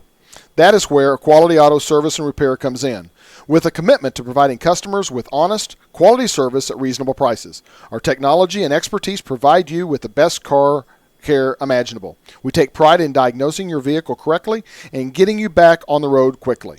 We are family owned and operated since 1995. For an appointment, call 816-380-7267. Quality Auto Service and Repair, building relationships through automotive service. It's who the Davidsons trust for auto repair.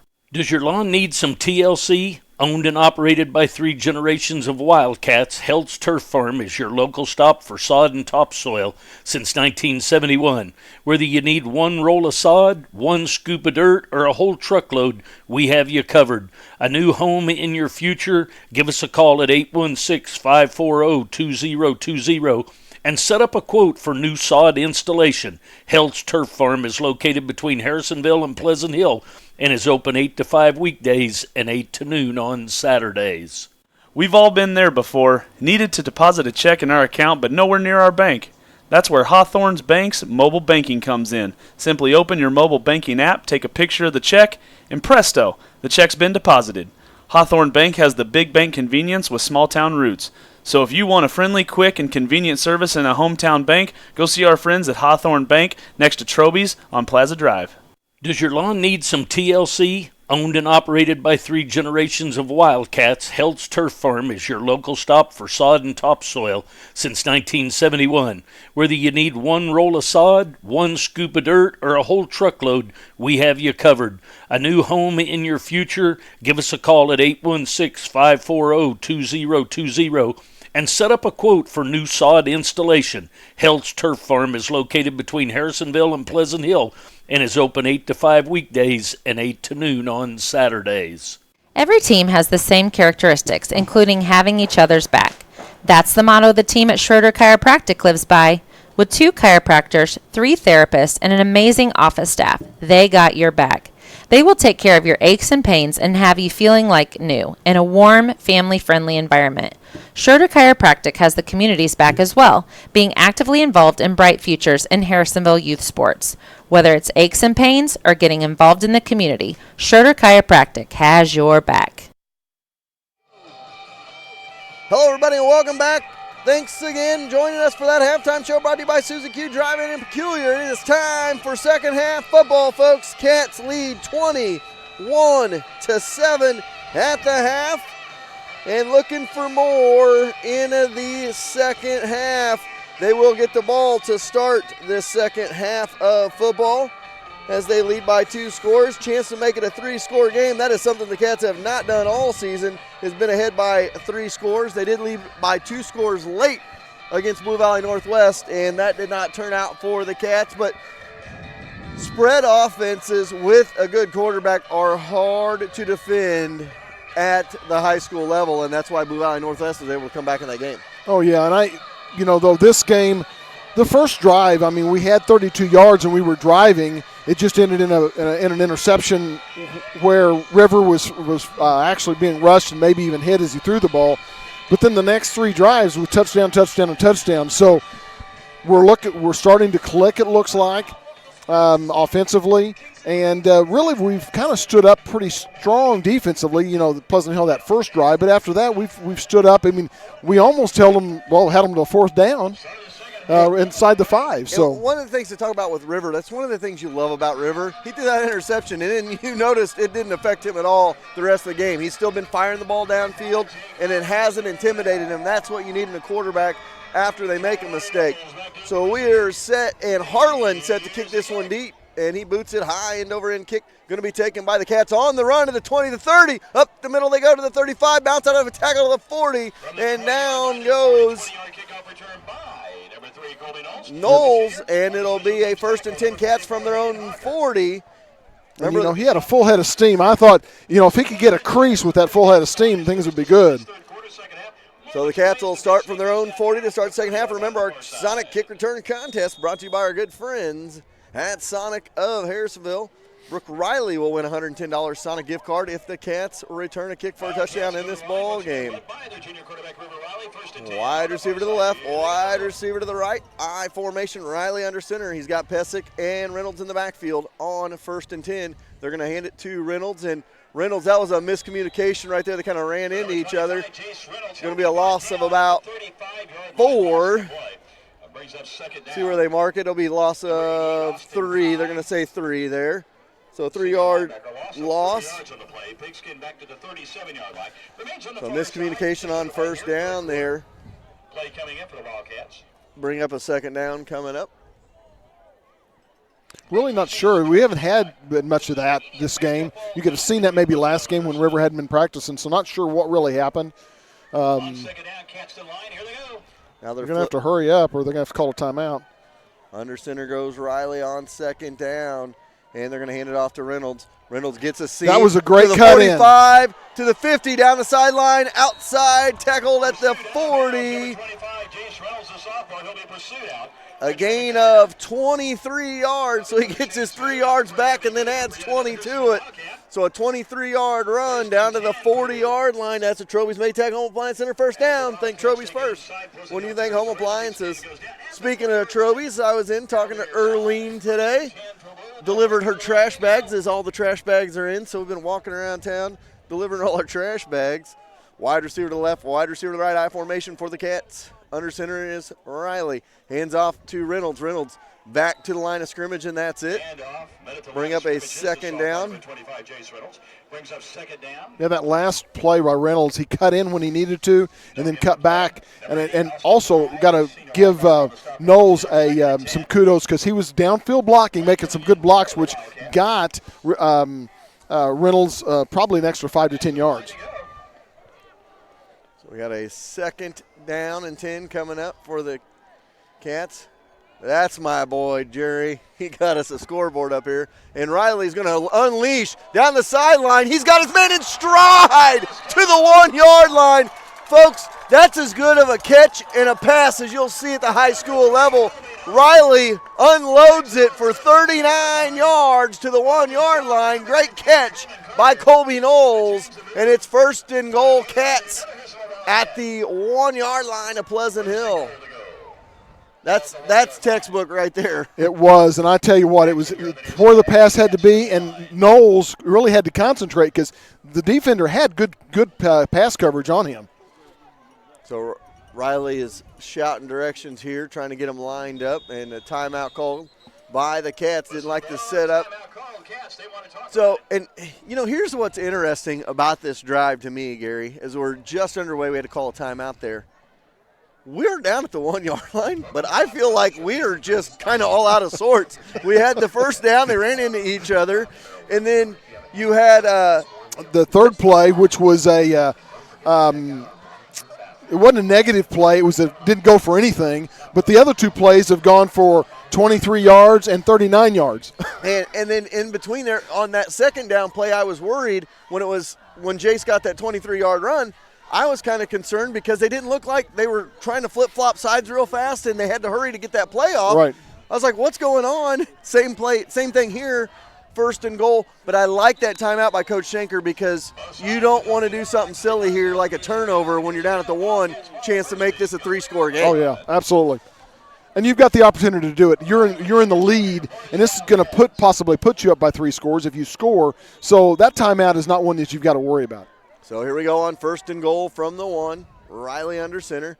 He's going to hand it off. Pesic. Pesic again. He's got 2 scores.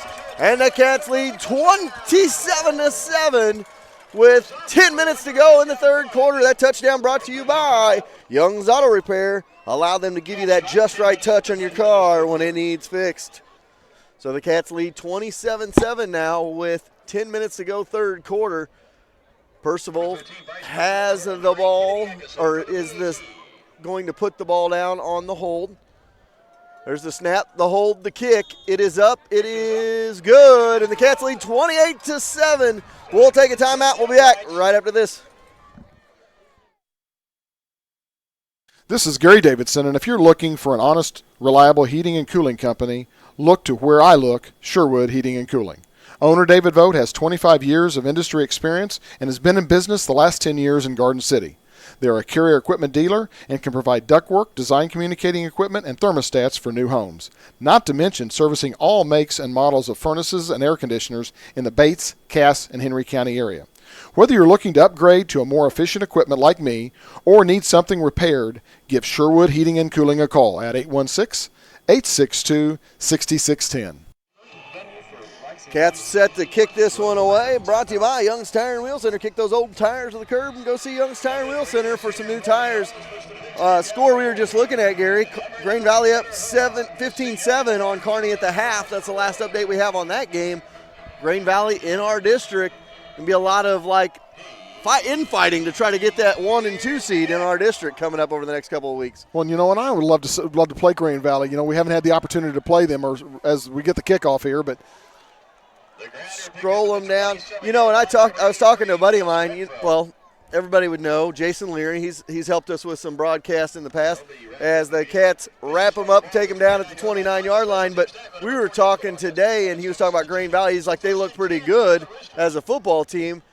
And I said, yeah. I said, I almost kind of feel like Grain Valley, like every team's got that team that they struggle with mentally. And like Grain Valley, that is for Grain Valley, it's Harrisonville. It's been for the last several years when it comes down to those playoff type games. So I'm sure that they're chomping at the bit thinking, hey, we won a shot at Harrisonville this year. Oh, yeah. So 1st and 10, ball at the 29-yard line. Shoop going to be at quarterback. He's going to have Harlan with him in the backfield. 2 wide receivers to his right, 1 to his left. Here we go on 1st and 10, a little skip out to the flats, and I guess he caught it out there. Cats drive him down. That was caught by Mason Hicks.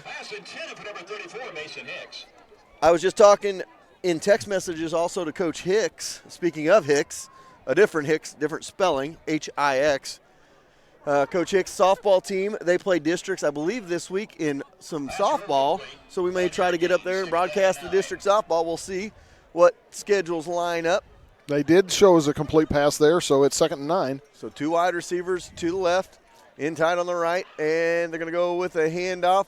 They wanted to try that mesh play, and instead he handed it off, and the Cats are there. Tarwater with a good open field tackle on Harlock. Yeah, and he should have kept that one. Yes. How many times a night would Zach do that mesh play and come home and complain that he should have kept it or took it? Oh, a few. I mean, he was always second-guessing himself, and, you're the hardest person on yourself, obviously, so. 3rd down and about 13 for the Roosters.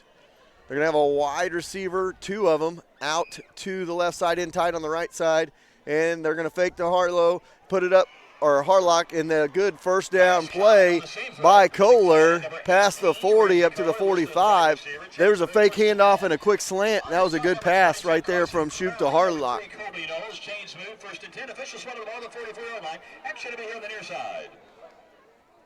Too many H's on this team. You got Herlock, you got Harlan, you got Kohler. So Kohler with the first down grab up to the 44, and that gets Pleasant Hill new life here, down 28-7 with 8:10 to go in the third. Wide receiver left, 2 to the right, and Harlock going to get the fake handoff, goes to Shoop as another mesh play, this time. And now, not sure what's going on, little extracurricular activity. I'm shocked to see that in a rivalry game, Gary. Yeah. Uh-huh. 2nd and 7 coming up. I didn't hear what Kevin said if it was Excelsior or Oak Grove leading in that ball game. So 2nd and 8 coming up. 2 wide receivers out to the right side, 1 to the left. Kohler all alone on the left side, try to get him in some single coverage. And Shoop going to throw it out on the far side. Gets it completed. Good open field tackle again by the Cats. Bryce Percival. So Percival with a good open field tackle. Be a loss of about a yard. Brings up 3rd down and 9. And again, Pleasant Hill in 3rd and long situation with 7:05 to go here in the third. Cats leading 28-7. Officials run the ball to 45-yard line. Action to be on the far side. So 3rd and 9 coming up. And rolling left to play here in this third quarter from Memorial Stadium. And with that in order, Pleasant Hill goes to the line. Kohler to the left. Ty out to the right side. On a second wide receiver out here to the left side. Shotgun formation for Shoop. And low snap. Shoop has to pick it up and nowhere to go. And that is, I believe that was Carson Graff. They're going to mark it at the 29. No, they're going to mark it up all the So way to Jacob, 34. that was Poisel on the sack. I couldn't tell if it was 56 or 55, but it was Poisel and the long sack. So they're going to give him a lot of that yardage back. He ended up getting tackled about the 27. They're going to mark it at the 36. Austin Ty, the punter, as he's had some beauties tonight. 28-7 the score. High snap. Kick is up and a high booming kick. And a fair catch called for at the 35-yard line. Tarwater, it's almost like a knuckleball. Tarwater went to his knees to get that one. And it'll be Cats ball from their own 35 with 5:52 to go here. And the Cats up 28-7. Yeah, and their last series was 5 plays, 60 yards, ended up the 1-yard touchdown run by Pesic. So 5:52 to go here, third quarter. Cats ball from their own 35. So bringing the ball up. Cecil and Knowles flanked out here to the near side on the right side. Under center will be Riley. Pesic and Reynolds in the backfield. On 1st and 10 from their own 35, up 28-7 in the third. And they're going to give it to Reynolds, and Reynolds tries to sneak out of the backfield, gets back to the line of scrimmage, maybe a lost a yard. So 2nd and 11 coming up with 5:35 to go, 28-7 score. Riley gets the play from the sideline, brings it into the huddle here. Knowles and Cecil flanked out to the left side this time. Miller in tight on the right. On 2nd down and 11. Riley looks to pass this time. Chase from the back. Going to have to get rid of it. Throws it. I believe he got that off to Riley unloads. Chase Reynolds. Reynolds. Is going to be a loss of about 3. A loss of 4 there almost. So a 3-yard loss on the pass. It brings up 3rd and long. So not a good-looking drive by the Cats right here. Chance to push even more distance in between themselves and Pleasant Hill. So 3rd down and long. Maybe a delayed draw is what they look for on this drive. No, they're going to pitch it back for Reynolds, and Reynolds cuts back to the 40. He's to the 50. Down the sideline he goes. One man to beat. He's not going to beat him. Kohler with the game-saving tackle, or I should say the touchdown-saving tackle, all the way down to the 12-yard line. 40-plus yards for the Cats.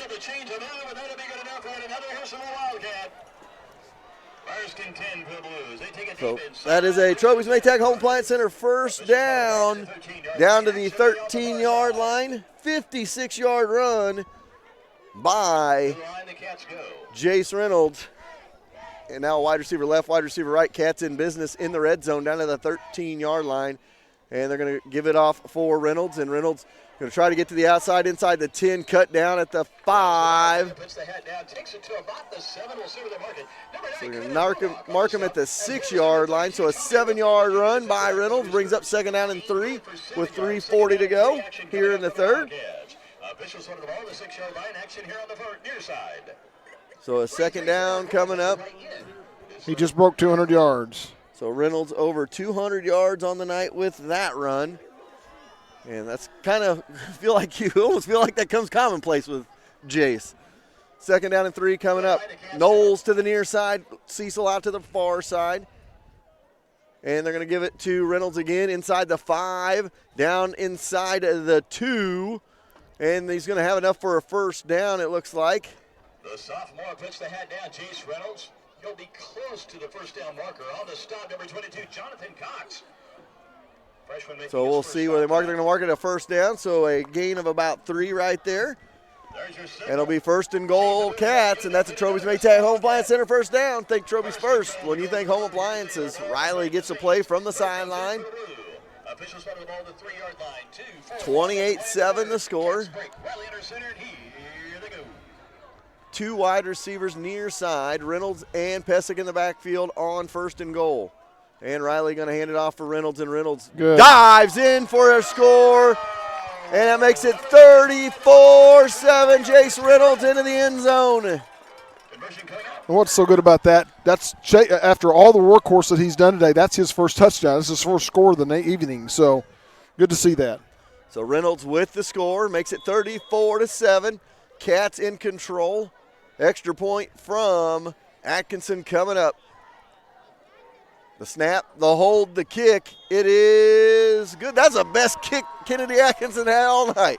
2:26 to go. That touchdown brought to you by our friends at Young's Auto Repair. Give them that just right touch on your car when it needs fixed. We'll be right back. There is no better way to get in touch with other business owners and potential clients than joining the Harrisonville Area Chamber of Commerce. Come to monthly networking events and grow your business and make new friends.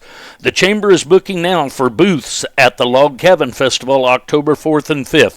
So give Bing and the staff a call today and get signed up for all the fun. 816-380-5271.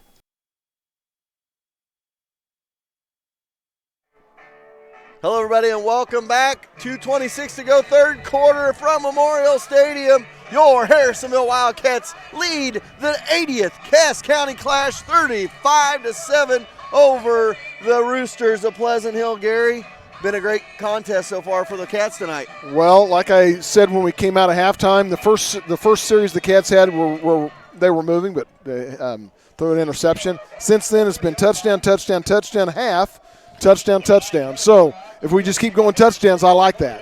I do too. Cats now lead it by 28. 35-7 with 2:26 to go. Little squib kick up about the 40. Ball popped Got up. it. Cats on it.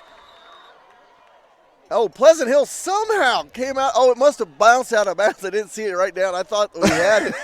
I thought I don't know who it was that went airborne. I thought that they got the ball whenever they went airborne. Colby Knowles did his best Superman impersonation right there as he laid out and flew about 10 yards, but to no avail.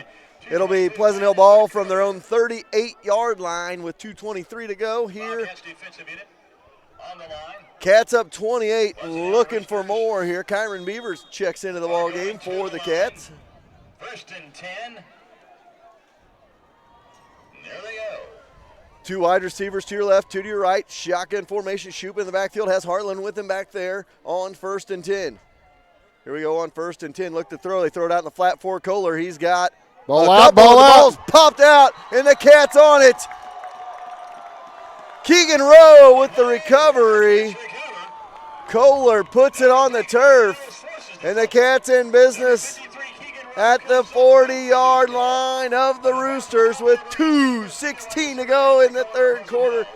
Gary, we were talking about it in the pregame show. We said we're waiting for the Cats to put together a full game. They're doing a pretty good job of it so far here tonight. That they are. So 35-7 the score, 2:16 to go here in the third. Cats bring the team up. Knowles to the near side, Cecil to the far side, I formation on 1st and 10. It's going to be Reynolds, and Reynolds puts the ball on the turf. And it'll be right back to Pleasant Hill. I thought it popped out right away, and it sure did. And actually, that was not Jace in the ball game. That was Drayden Polk. So Drayden Polk with the fumble on that one.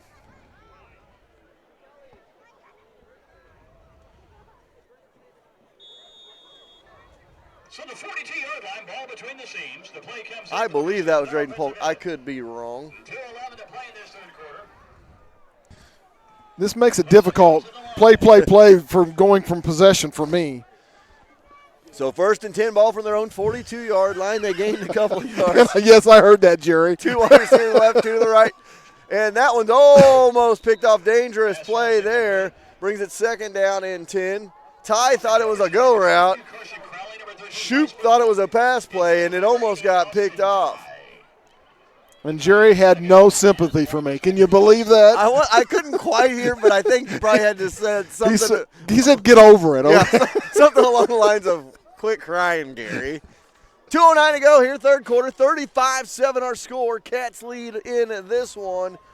Finally putting together that full football game they've been looking for all year. 2 wide receivers left, 2 to the right for Pleasant Hill. Shotgun formation for Shoop. He has Harlan in the backfield. Fake to Harlan, throws it out in the flat. Picked off down the sideline. That is going back to the house for the Wildcats. Bryce Percival on the pick 6. I believe that was Percival. Yep. Bryce Percival with the pick 6 makes it 41-7 with 1:59 to go here in quarter number 3. And when you get into passing situations, Gary, you start reading what the quarterback's going to do, and when you start telegraphing passes, that's what can happen real fast. Atkinson waiting for the extra point, 41-7. Kick is up. Kick is good. Cats lead, 42-7. Touchdown brought to you by our friends at Young's Auto Repair. Allow them to give you that just right touch on your car when it needs fixed. We'll be right back. Every broadcast team has to look good. The 4T's crew is no different. That's why we trust C-Squared Embroidery and Screen Printing to outfit us for each broadcast. Offering full-service screen printing, embroidery, promotional products, banners, and more, they can take care of you. When you're looking for a company to make that next shirt, stop looking and call C-Squared Embroidery and Screen Printing at 660-885-2447 or find them on Facebook or Instagram. All right, 42-7. Harrisonville leads Pleasant Hill. Think Harrisonville was thinking about that game last year at all, Gary? I think we talked about it at the very beginning of the broadcast. You know, sometimes you want to what you give is what you want to receive. You know, it's one of those types of things, or vice versa. So, giving back. It's not Christmas yet, but the Wildcats are giving back to the Roosters of Pleasant Hill. 42-7 the score, 1:59 to go in the third. High and over and kicks, squibbed it down to about the 15 as it bounced at the 20. Right up the middle, Harlock goes to the 30, and he is hammered down. Still a lot of chippiness out there on some blocks. Well, some of these guys haven't been out there the whole game. They get to do special teams, and when they get that opportunity, they want to make the best of it. We just heard Kevin Thomas, our great PA announcer here in Harrisonville, talking about the football game tomorrow at Arrowhead. Pittsburgh State playing Northwest Missouri State. 4T's crew going up there tomorrow to root on a former Harrisonville standout, Morgan Salamaya. We'll talk about that. 2 wide receivers left, 2 to the right. Shotgun formation for Pleasant Hill. They're going to throw it out in the flat for Harlock, and he just flat dropped it. Ooh. And it gets laid out in the process. Pleasant Hill didn't like that, but, I mean, you got to go. That's where whistles. They've got to start blowing the whistle because they've let some of these plays go a little bit too long. Absolutely. If you don't hear a whistle, you go until you hear the whistle. So second down coming up, 2nd and 10. But Morgan Salamaya, captain on the defense for Pittsburgh State. And as a junior. As a junior at the college level, it's very impressive. 2 wide receivers left, 2 to the right. Again for Pleasant Hill on 2nd down and 10. Shoop in shotgun formation. He has Harlan with him in the backfield. And there's a whistle and a flag. Actually, Tommy Rifle with him in the backfield now. Procedure call against Pleasant Hill. You know, and that is the second flag we had all night. I was going to say, one for each. You didn't jinx it before. We didn't jinx it before the game. At this point, I don't care if it's jinxed with only a quarter to go. The Roosters will have it from their own 26-yard line. Ball between the seams. So 2nd down and 15 now from their own 26-yard line. 20 seconds to go. Clock is moving as it is a running clock now the rest of the game, or until Pleasant Hill can get it under 35. Shotgun formation. Ball on the turf. They're going to have to throw it over the middle, and Kohler went alligator arm on that one as he was feeling the footsteps. Brock Kohler, that was to Ramsey Kohler. So Kohler to Kohler, no good, and it's 3rd down and 15 coming up. We'll just take it to Jerry. We'll be right back. Can't talk. Buying a house is a full-time job in itself. Why not take the work out of finding your dream home? Go see Carol Looney and her staff at American Heritage Realtors today. Locally owned and members of the community, American Heritage is sure to help you find everything you need in a new home. With insight to local schools, parks, and neighborhoods, they'll match you with everything you want for your dream home. So when the time comes to buy or sell, call American Heritage Realtors at 816-380-6161 or visit them today online at americanheritage-realtors.com. You know, sometimes you have those people that make you talk when you got your mouth full. Jerry just did it to Gary and I both, as we both took a Twizzler that was hard as a rock because it's 12 degrees outside. And I'm surprised you didn't say get over it. So it's going to be 3rd down and long for Pleasant Hill to start the 4th quarter. Ball is going to be placed at the 26-yard line. Brock Kohler in there. 2 wide receivers to his left, 2 to his right.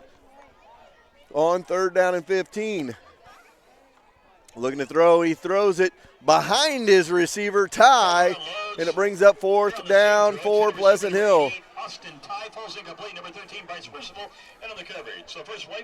Pleasant Hill going to have to punt it away. That means the Sonic kick return contest is in play here.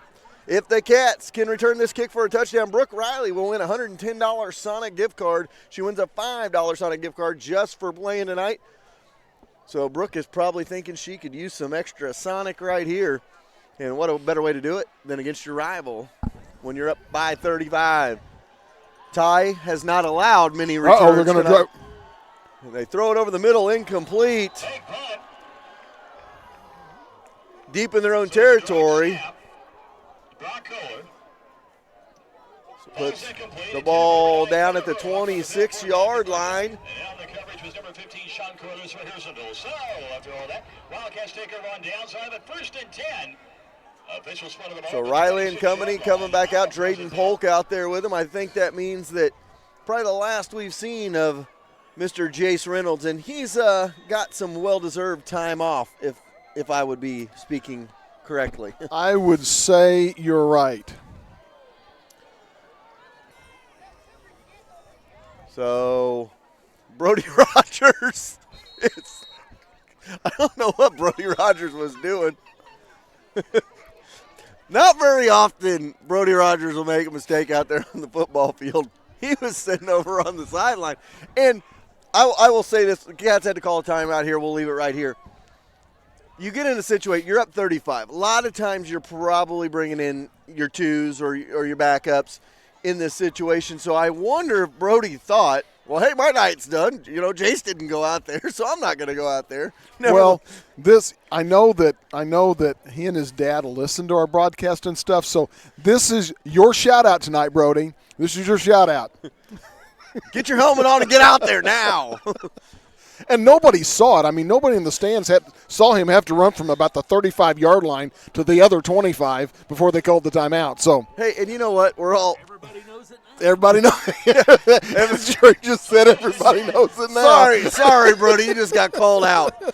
So 1st and 10 at the 26, I formation for the Cats.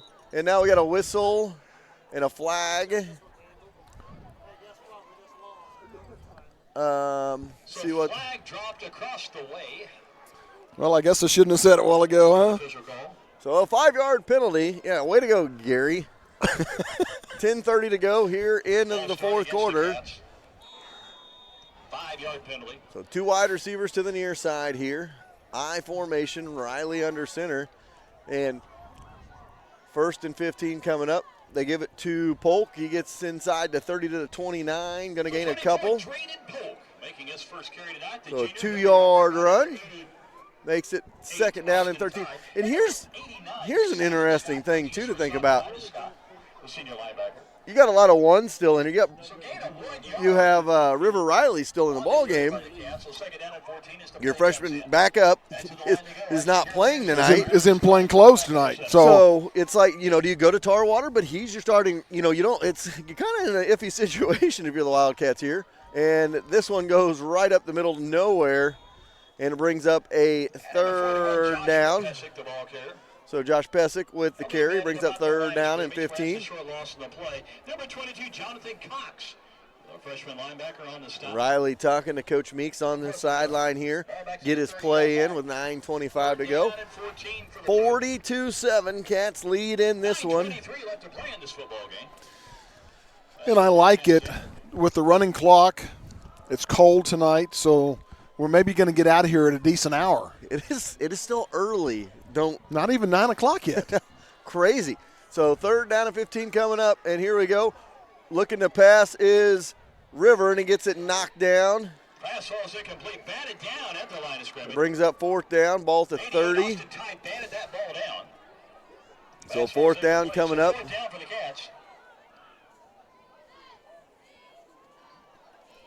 Knowles coming into the ball game as if they're going to punt from the 30, but you're up 35. I can see that, not running up the score, just trying to put points on the board. Well, if this is the case, I do one or two things. I let the clock run out, take a 5-yard penalty because it's not going to hurt you any, or fake, and I guess good punt by. Going to go out of the 3-yard line. About the best you can ask for right there. It rolls out of bounds at the 3. Good punt by Colby Knowles. So a 27-yard punt, no return, but it pins them deep at their own 3. So 1st and 10 for Pleasant Hill, and so we got a penalty as well. Gary Davidson. We just talked about having a clean game, only 2 penalties, and we've had 3 in the last 2 plays. Showing a delay of game. And if that's a delay of game. But it was not a delay. The clock was still going. I don't know. Not sure exactly. I don't know if they know what they're doing. We'll see here. Well, the clock did not run out, I can say that. No, there was definitely time on the play clock. So, hold. Oh, it's probably too many men on the field for them, so therefore it's going to probably be a half the distance. Which is not going to be far. About 1.5 yards. It'll be shadow of their own end zone here on 1st down with 8:17 to go. Clock will roll as the Cats are up by 35.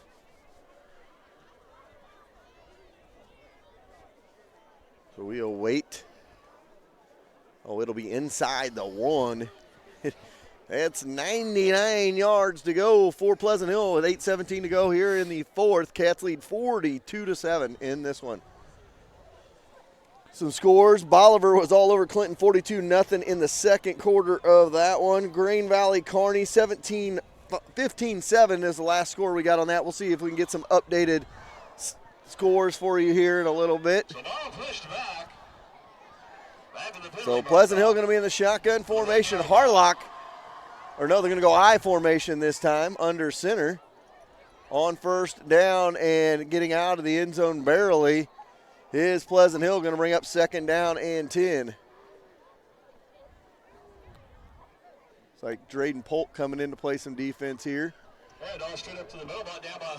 Checking in for Sean Carruthers. You know, one of the things you know that your defense has had a pretty solid game tonight, Gary, we have not called a lot of safety and D-backs, and that means you're keeping the ball near the line of scrimmage. Second down coming up from about the 1, and this time they're going to hand off to Harlock. He gets to the 5 and getting tackled up at about the 7-yard line as the clock will roll.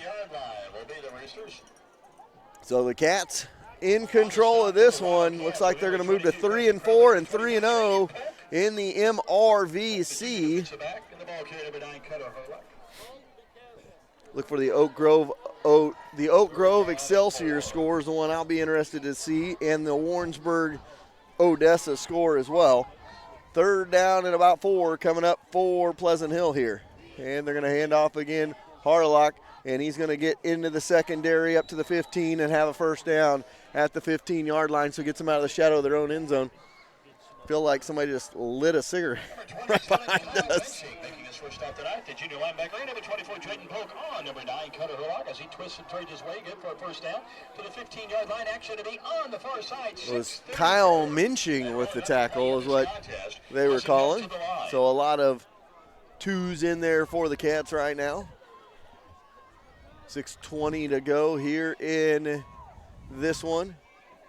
Pitch back to Harlock. He's going to get into the secondary, and he's going to be on his way up and almost gets the ball stripped away. On the pitch was number 9, Cutter Hurlock. Colby Knowles still in there with Hurlock. First and 10 for Pleasant Hill. So kind of mixing and matching guys in there for the Cats. Ball up to the 38. 5-5-7 and rolling up to play in this ball game. So 42-7, Cats in control.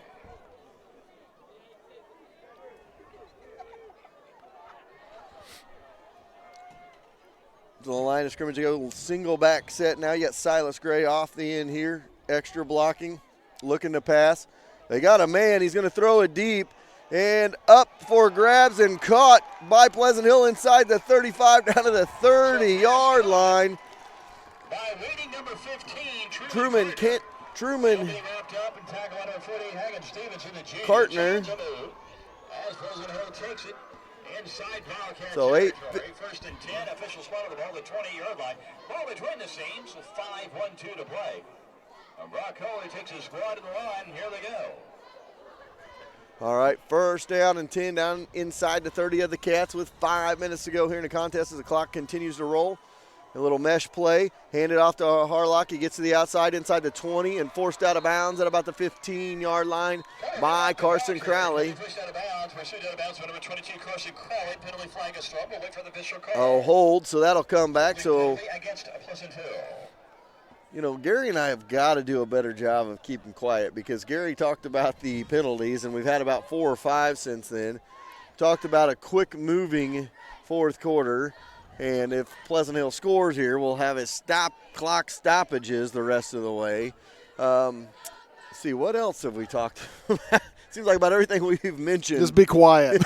Right. Don't talk. Pushed it back to the 30-yard line with one of those spot fouls. So it brings up first and 11, so a 1-yard penalty. Kohler under center. Right up the middle they go, and Harlock running over people, including his own blockers, to get yardage. Brings up second down. That was the other thing I was going to say. We've talked about not talking about any of our safeties or D-backs getting tackles, and they've been making a lot of tackles on this drive. So 4:20 to go here in the ball game. Cats lead 42-7. Ball up to 24. However, they're getting an opportunity. There's some of the 2s and 3s that are getting to play right now, which is important for later on in the season and for next year. So they were reading that play from the get-go, and still Harlock makes something out of nothing inside the 20 down to about the 16-yard line. 3:54 to go. Kohler gets a play from the sideline. And number 27, Kyle Minching, the junior linebacker. So the chains move, 1st and 10. So Minching and Drake with the tackle. 16-yard line of the Wildcats. Action to be here on the near side. 3-3-8 rolling left to play. Kohler takes his squad to the line. Here they go. The ball inside the 20 in the red zone for Pleasant Hill. Kohler has Harlock behind him in the backfield on 1st and 10. And again, they're going to feed the beast. And he goes nowhere. Got about a yard or two. Hagen Stevenson in there and a couple others. And Herlock is playing like, I'm not letting my rivals turbo clock me tonight. That's what he's thinking in his head. 3:05 to go. And he's played that way the whole game. I got to hand it to him. I mean, he's a good athlete, and he's played that way the whole game. Senior wide receiver listed as wide receiver. And now shotgun for Kohler and them in 2nd down, and this time they're going to hand. Nope, Kohler keeps it himself. He's inside the 10 at about the 9-yard line, going to bring up 3rd down with 2:40 and some change left in this one as the clock will roll.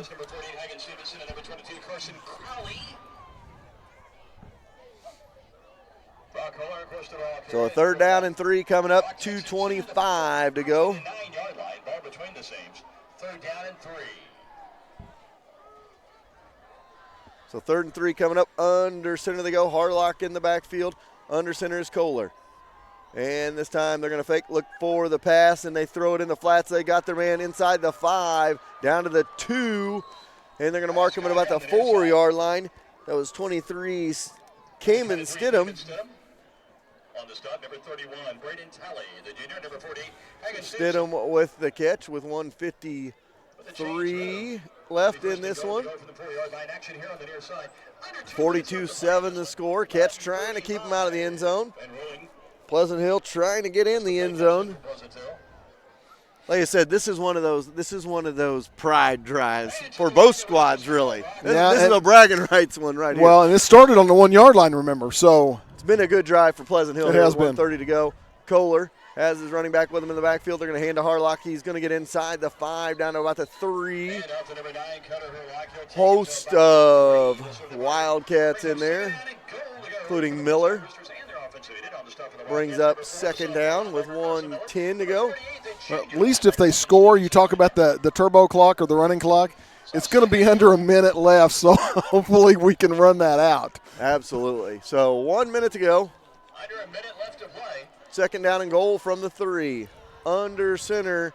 I think Harlock got a couple extra yards back there to get a running start here on this one on 2nd down. They're going to pitch it back to him, and Harlock going to be close. Not going to get in, though. He's going to be about a yard short with 40 seconds to go, and that'll bring up 3rd down.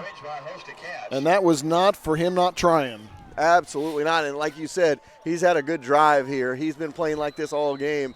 And whistling a timeout call with 33.3 seconds to go. We'll run down some scores for you. Grain Valley, still no update on that one. It still says 15-7. Oak Grove, Excelsior's beating Oak Grove 21-15 in their game. That's in the 3rd quarter. Odessa Warrensburg, 48-6. Odessa over Warrensburg. So Odessa flexing a little muscle tonight. 48-6 their score. Trying to remain undefeated, ranked number 2 in the state in Class 3, right behind number 1 ranked Blair Oaks. And hopefully, I'd like to get another update at some point from that Grain Valley Kearney game. It was still at halftime, so I'm not sure.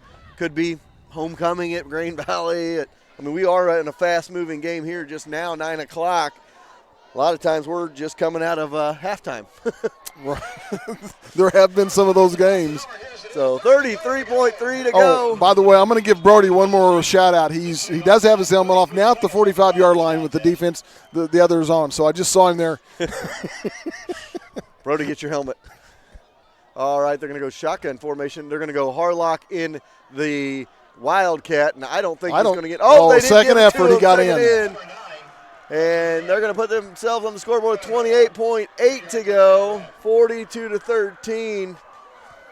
That was a 13-play, 99-yard drive. Took up a little bit, about 8 minutes of the clock. So 42-13 your score. Cats lead. First time the Roosters have beaten the Wildcats back-to-back seasons, 1967, 1968. Kevin Thomas getting some I was going to wonder where he got that. Getting some knowledge. The last time Pleasant Hill had won back-to-back games in this rivalry was 67 and 68, I believe is what he just said. So they were not able to do it again this year. Cats will have won 19 out of the last 21 in the series, dating back to way back when. 80th time these two have played each other. Of course, anybody around this area knows about 9 miles of 7 highway separates these two towns. Get the old railroad bridge you got to go across to get into Pleasant Hill. And if anybody's ever driven from here to Blue Springs, it takes you about 4.5 hours to get through Pleasant Hill. Would you agree with me? Gary's not paying a bit of attention to anything I'm saying. There was a flag thrown, and I'm not sure what all's going on because the referee was signaling to go ahead, so I'm not sure exactly. It looks like they're going for 2, even though it's a 8. And I'm sorry, what did you say? 28.8 seconds to go. We're going to keep it right here anyway after this play. 2-point conversion try. Kohler going to throw it. He throws it in the corner and out of the end zone for no good. Makes it 42-13 and remains 42-13. Yes, you've got my undivided attention. Anyone that's ever driven, I'm just being a smart aleck at this point. Well, that doesn't surprise me. Anybody that drives from here to Blue Springs will know if you have to drive through Pleasant Hill, it takes you about 4.5 hours to get through Pleasant Hill. Yeah, because they added that the other stoplight, which yes. And we were coming. Funny story. We were coming back from Columbia a couple weeks ago. Me and Jason on Sunday. And we were listening/watching the Chiefs game on the way back from Columbia, and we get to Pleasant Hill, and that's like you're almost home type of deal. And we're driving, and we keep driving, and Jason goes, "How long is this town?" He goes, "We've been driving for like an hour." I go, "Trust me, I have those feelings every time." There's 2 towns that take forever to get through in this state. One of them's Pleasant Hill, the other one's Sedalia. Well, that's true. Yeah, because you can never hit all the lights right. You stop it. I think there's 13 lights from beginning to end. Oh, I tell you, it's crazy. Nevertheless, we like to have fun up here. We like to give you all kinds of knowledge. 42-13 our score here. 28.8 seconds to go in the ball game. And the Cats are going to move to 3-4 on the year, Gary. I hope they've got their hands team in there because they're getting ready to do an onside. Yeah, everybody's sneaking up there. And that's going to be just a little flutter picked up by Tarwater. Nice stiff arm by Tarwater. Kick forward from the 27-yard line is number 2, Braden Tarwater, special teams tackle. Number 43, the junior. Silas Gray came in and said, "You're not going anywhere, Tarwater." So 23.7 seconds to go. Cats lead 42-13 in this one. Spotted to the 25-yard line. Action to be here on the near side hash. So 1st and 10 from their own 25. I got to imagine the Cats are probably going to kneel down here. Well, I would think so because they can. I mean, Pleasant Hill's only got 2 timeouts, so they could run it out. Brody's got his helmet on, and he's in there. And he's in there. He is not going to be happy with us tomorrow after he listens to us tonight. All right, there's a knee, and clock rolls here. And Pleasant Hill not going to call a timeout. Everybody going to line up. Looks like everybody's going to line up and put it in the books. The Cats are going to win 42-13 in this one. Best game of the season so far for the Cats. And they move to 3-4 and 3-0 in the MRVC due to the Wildcats.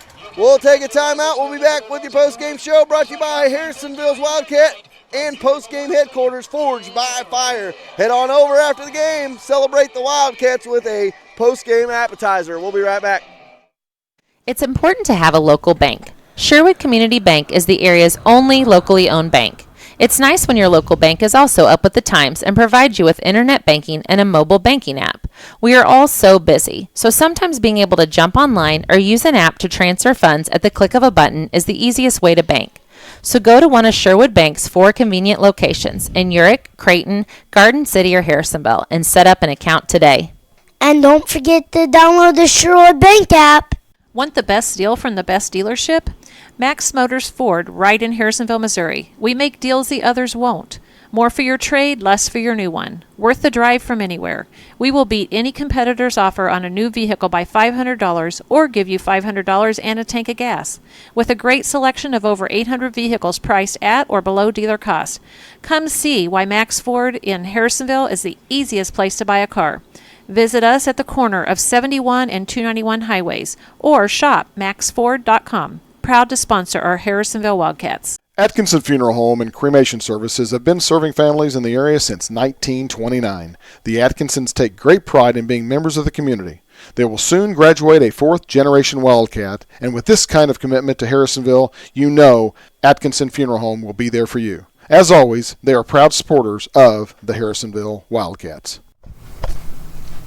Hi, I'm Lacey Domnick. Hi, I'm Cameron Chenoweth with American Family Insurance. And as I was saying before I was cut off, I'm Lacey Domnick with Shelter Insurance. As you can see, we're both competitors off the field. However, since we're Harrisonville alums, we both still love the Wildcats and this community.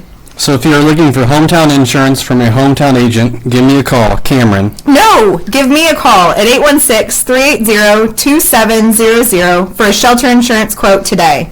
Or for the best quote, give me a call at 816-380-3996 for an American Family quote. We know you have options, so we want to team up to give you the best options in insurance. It's happened to all of us. We buy new tires and a week later we run over a nail. Good news. Buy your tire at Young's Tire and Wheel Center and you get free flat repair for the life of your tires. Have a bad tire and need a replacement but you don't want to break the bank? Young's can help you with that as well with a huge assortment of quality used tires. So when the time comes for new tires or a replacement, go to the shop that Harrisonville trusts on South Commercial, a stone's throw from Forged by Fire. When 14 needs tires, they call Young's. Yes! What do you look for when you're buying a used vehicle? How about honesty and integrity, along with a reliable vehicle? That's why you should turn to Steve Holland at Holland Auto Sales. Selling reliable vehicles in Harrisonville for 35 years means Holland's will be around when it's time to buy. At Holland's, you get more than a nice vehicle. You get a friend in the car business. Go where the grammars go, Holland's Auto Sales, and ask for Steve. Insurance doesn't have to be a bad word, especially when all the insurance you need is under one roof. Auto, commercial, life, health, farm, or crop insurance, they have you covered. With a lineup like that, they are sure to be the team covered. So instead of dreading a call to get an insurance quote, call the team that will line up with the best of them. The team at Stafford & Stafford Insurance, located on Commercial across from Holland's Auto Sales. One of the scariest things to do is to take your car to a mechanic. No reason to be scared when you have the best mechanics around right here in Harrisonville.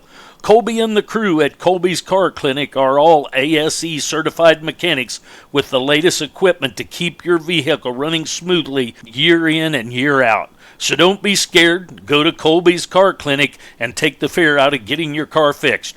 Give Colby a call at 816-380-3000 or go see them in the big blue building behind O'Reilly's.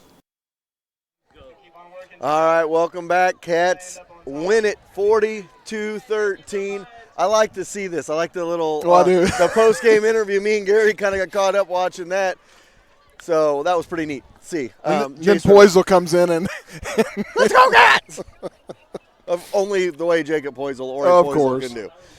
All right, it's ready for your post-game show, brought to you by Wildcat Post-Game Headquarters, Forged by Fire. Head on over for post-game appetizers. Celebrate the Wildcats. And tonight's a night to celebrate the Wildcats, Gary. They played well in all phases of the game. They won at 42-13, a game that was 42-7 most of the second half. And they put together a complete game. They moved to 3-4 on the year, and more importantly, 3-0 in the MRVC.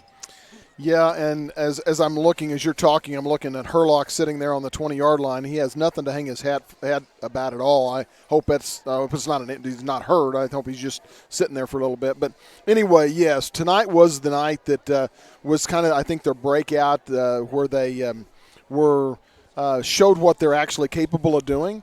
And we talked about it at the beginning of the year, or excuse me, at the beginning of the night. And I'm tell you what.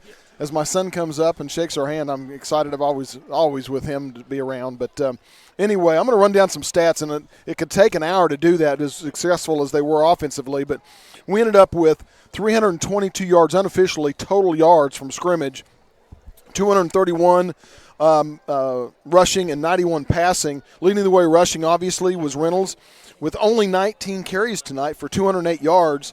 And then Pesic ended up with 6 carries, 31 yards.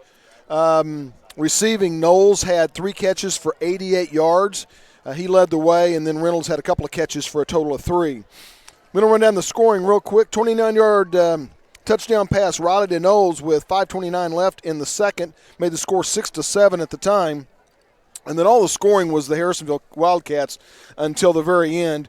2:05 left in the second, 1-yard touchdown run by Riley. 34 seconds left in the second, 2-yard touchdown run by Pesic. Then in the third, 10 minutes left in the third, 1-yard touchdown run by Pesic. Third, 26 left in the third, 3-yard touchdown run by Reynolds. And then in the third, with 1:59 left, 50-yard touchdown pick 6 interception by Percival. Most of them were the extra point was successful, except the very first one, and then we got a 2-point conversion by Tarwater, which made the score 42-7 prior to the very end, whenever Pleasant Hill scored their final touchdown with just 28 seconds left in the fourth, with the final score leaving it at 42-13. Got to hand it out to Herlock.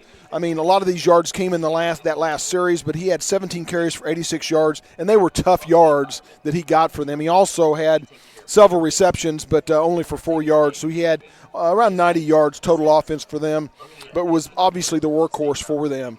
And that's really pretty much runs down the scoring and totals for the Harrisonville Wildcats 42-13 win. Well, my max effort player of the game tonight, any and every week we could give it to Jace Reynolds, and that's just given how great he's been for the Cats this year, really put them on their back, and only a sophomore. I'm going to go another route. I'm going to go Colby Knowles.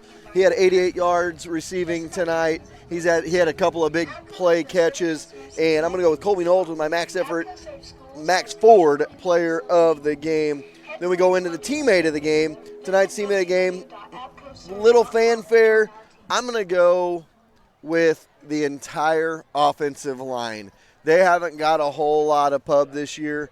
Jace Reynolds leads the metro area on the Missouri side in rushing, added another 200 to that. He's going to be over 1,200 yards on the year. I've got to give him a lot of credit, or a lot of his credit has to be put with that offensive line. And those guys up front, Poisel, Graff, Rogers, Keegan Rowe, Brian Garlock, Ethan Murray, all those guys that have been in there all season, including Trevor Campbell as well. Those are my teammates of the game. Harrisonville's insurance teammates, Lacey Dominic of Shelter Insurance and Cameron Chenoweth of American Family Insurance. Give them a call for a quote. They bring us that teammate of the game every single day of the week. And if you ask Chase Reynolds, he would tell you that he doesn't get anything without his offensive line. Absolutely. And so it's glad that we're able to tout their success, the offensive success, which starts up front with those 5. And we said they're starting to put the chips in the right spots. They're 3-4 now. They started 0-4. Every year about this time is when people start saying, oh, well, Harrisonville's getting their stuff together. Watch out for another Harrisonville run. And that's when you want to be at your best. I'll say it once. I'll say it again. I'll say it 1,000 times. You don't win any trophies in September. You win them in November. And the Cats are trying to build to get to November and have a chance at moving on in the playoffs and moving through the playoffs. And that is the reason you play the first 4 games that we play each year. As long as you can stay confident coming out of those games at 0-4, you're still playing talent that is going to make you better when you get to November and through conferences into the playoffs. So, I know a lot of people don't like sometimes seeing us go 0-4 or 3-1 or 1-3 or 2-2, but that makes you better. Yeah, and the Cats have proven that the regular season doesn't mean a whole lot in the grand scheme of things. Just look back at 2016. They were at a 3-3 point in the year. They went on to win a state championship led by Morgan Salamaya, who the 4Ts crew is going to go and watch at Arrowhead tomorrow. We're excited about that. Get to talk to Morgan tomorrow, maybe head coach Beck from Pitt State, and just talk to them about what he's meant to the program up there. Junior, I think it speaks volumes of what the players on that team feel about Morgan Salamaya. He's just a junior, and he is a captain on that team, so that says a lot about Morgan Salamaya. Looking at some other stuff, it looks like Excelsior Springs is still leading Oak Grove in that game. Odessa all over Warrensburg, and it's 15-7. Grain Valley over Kearney. That's a game to watch as well, as Grain Valley trying to move up the ladder in the districts. I could see Grain Valley and Harrisonville fighting for that 1 seed coming down to it. And, of course, a lot of games still in progress as we had a pretty fast-moving game here tonight. Well, not a whole lot of laundry. Not until Gary opened his mouth. We didn't have much laundry on the field. That, and we had the running clock there. But, really we didn't have much stoppage. There was a lot of runs, not a whole lot of incomplete passes. That makes for a fast game, and which is kind of nice, especially on a little bit of a chilly and nippy evening. So we've had fun tonight. We've talked about some of the old rivalry, some of our most memorable times of this rivalry, including one involving Zach Davidson over here. We talked about that a little bit. Into the darkness he runs. Into the darkness he goes. Jace, I think Jace is probably a little bit mad because he didn't get to add that long touchdown run that his brother had a couple of years ago tonight. However, he still went over 200 yards in the night, so we'll take it each and every night of the week. And I said this, and I want to make sure that nobody took me seriously about the darkness and about the lights. There was a comment that was made that I said that they didn't pay their light bill. That is not accurate. Nobody said anything to me, but I don't want somebody from Pleasant Hill coming back at me and saying he said that we didn't pay the light bill. Hey, that was just a comment that was made that night. I'm the one that actually said it. If we'll set things up for you. The lights went out half of the stadium. We had about a 20-minute delay, so Brett Jones was actually on the air with me that night, and we were trying to just fill time. We had people texting us, like, trivia questions and stuff, and so finally we go to a break, and I said, we're going to take a break from Pleasant Hill. Somebody forgot to pay the light bill, and we went to break, and there's a lady at Pleasant Hill. She's done a great job with their stats for years and years, and she's been their stat person since anybody here can remember. And as soon as I turned my microphone off, she said, all the lights would be out if they didn't pay the light bill. Only you didn't pay half of it. And I just calmly said, I was just trying to have some fun. And so the rest of the night was a little tense in the press box. And then it wasn't about 10 minutes later, Zach Davidson ran 79 yards into the darkness, and that just kind of made everybody quiet down the rest of the night. Well, and she's up there, and because we've been up there several times since then, obviously, when I've been helping with stats and color, and you let me stand right next to her, and she's a wonderful lady, but she loves football and she loves Pleasant Hill, and you should not expect nothing less from that. Absolutely, and we have fun talking on the air about Harrisonville. We talked about how long it takes to get through Pleasant Hill, just teasing around. But that's part of the rivalry. It's a Cass County clash. We love it. Cats win tonight, 42-13 your final score. Jerry's probably telling us to shut up so we can get everything packed up. Our final score tonight, 42-13 for Larissa Lamb, our videographer, for Jerry Forschler, our producer, for Gary Davidson, our color commentator and stats guy. I'm Chad Grammer saying good night from Harrisonville. We'll see you next Friday night in Oak Grove as the Cats try to even the record at 4-4.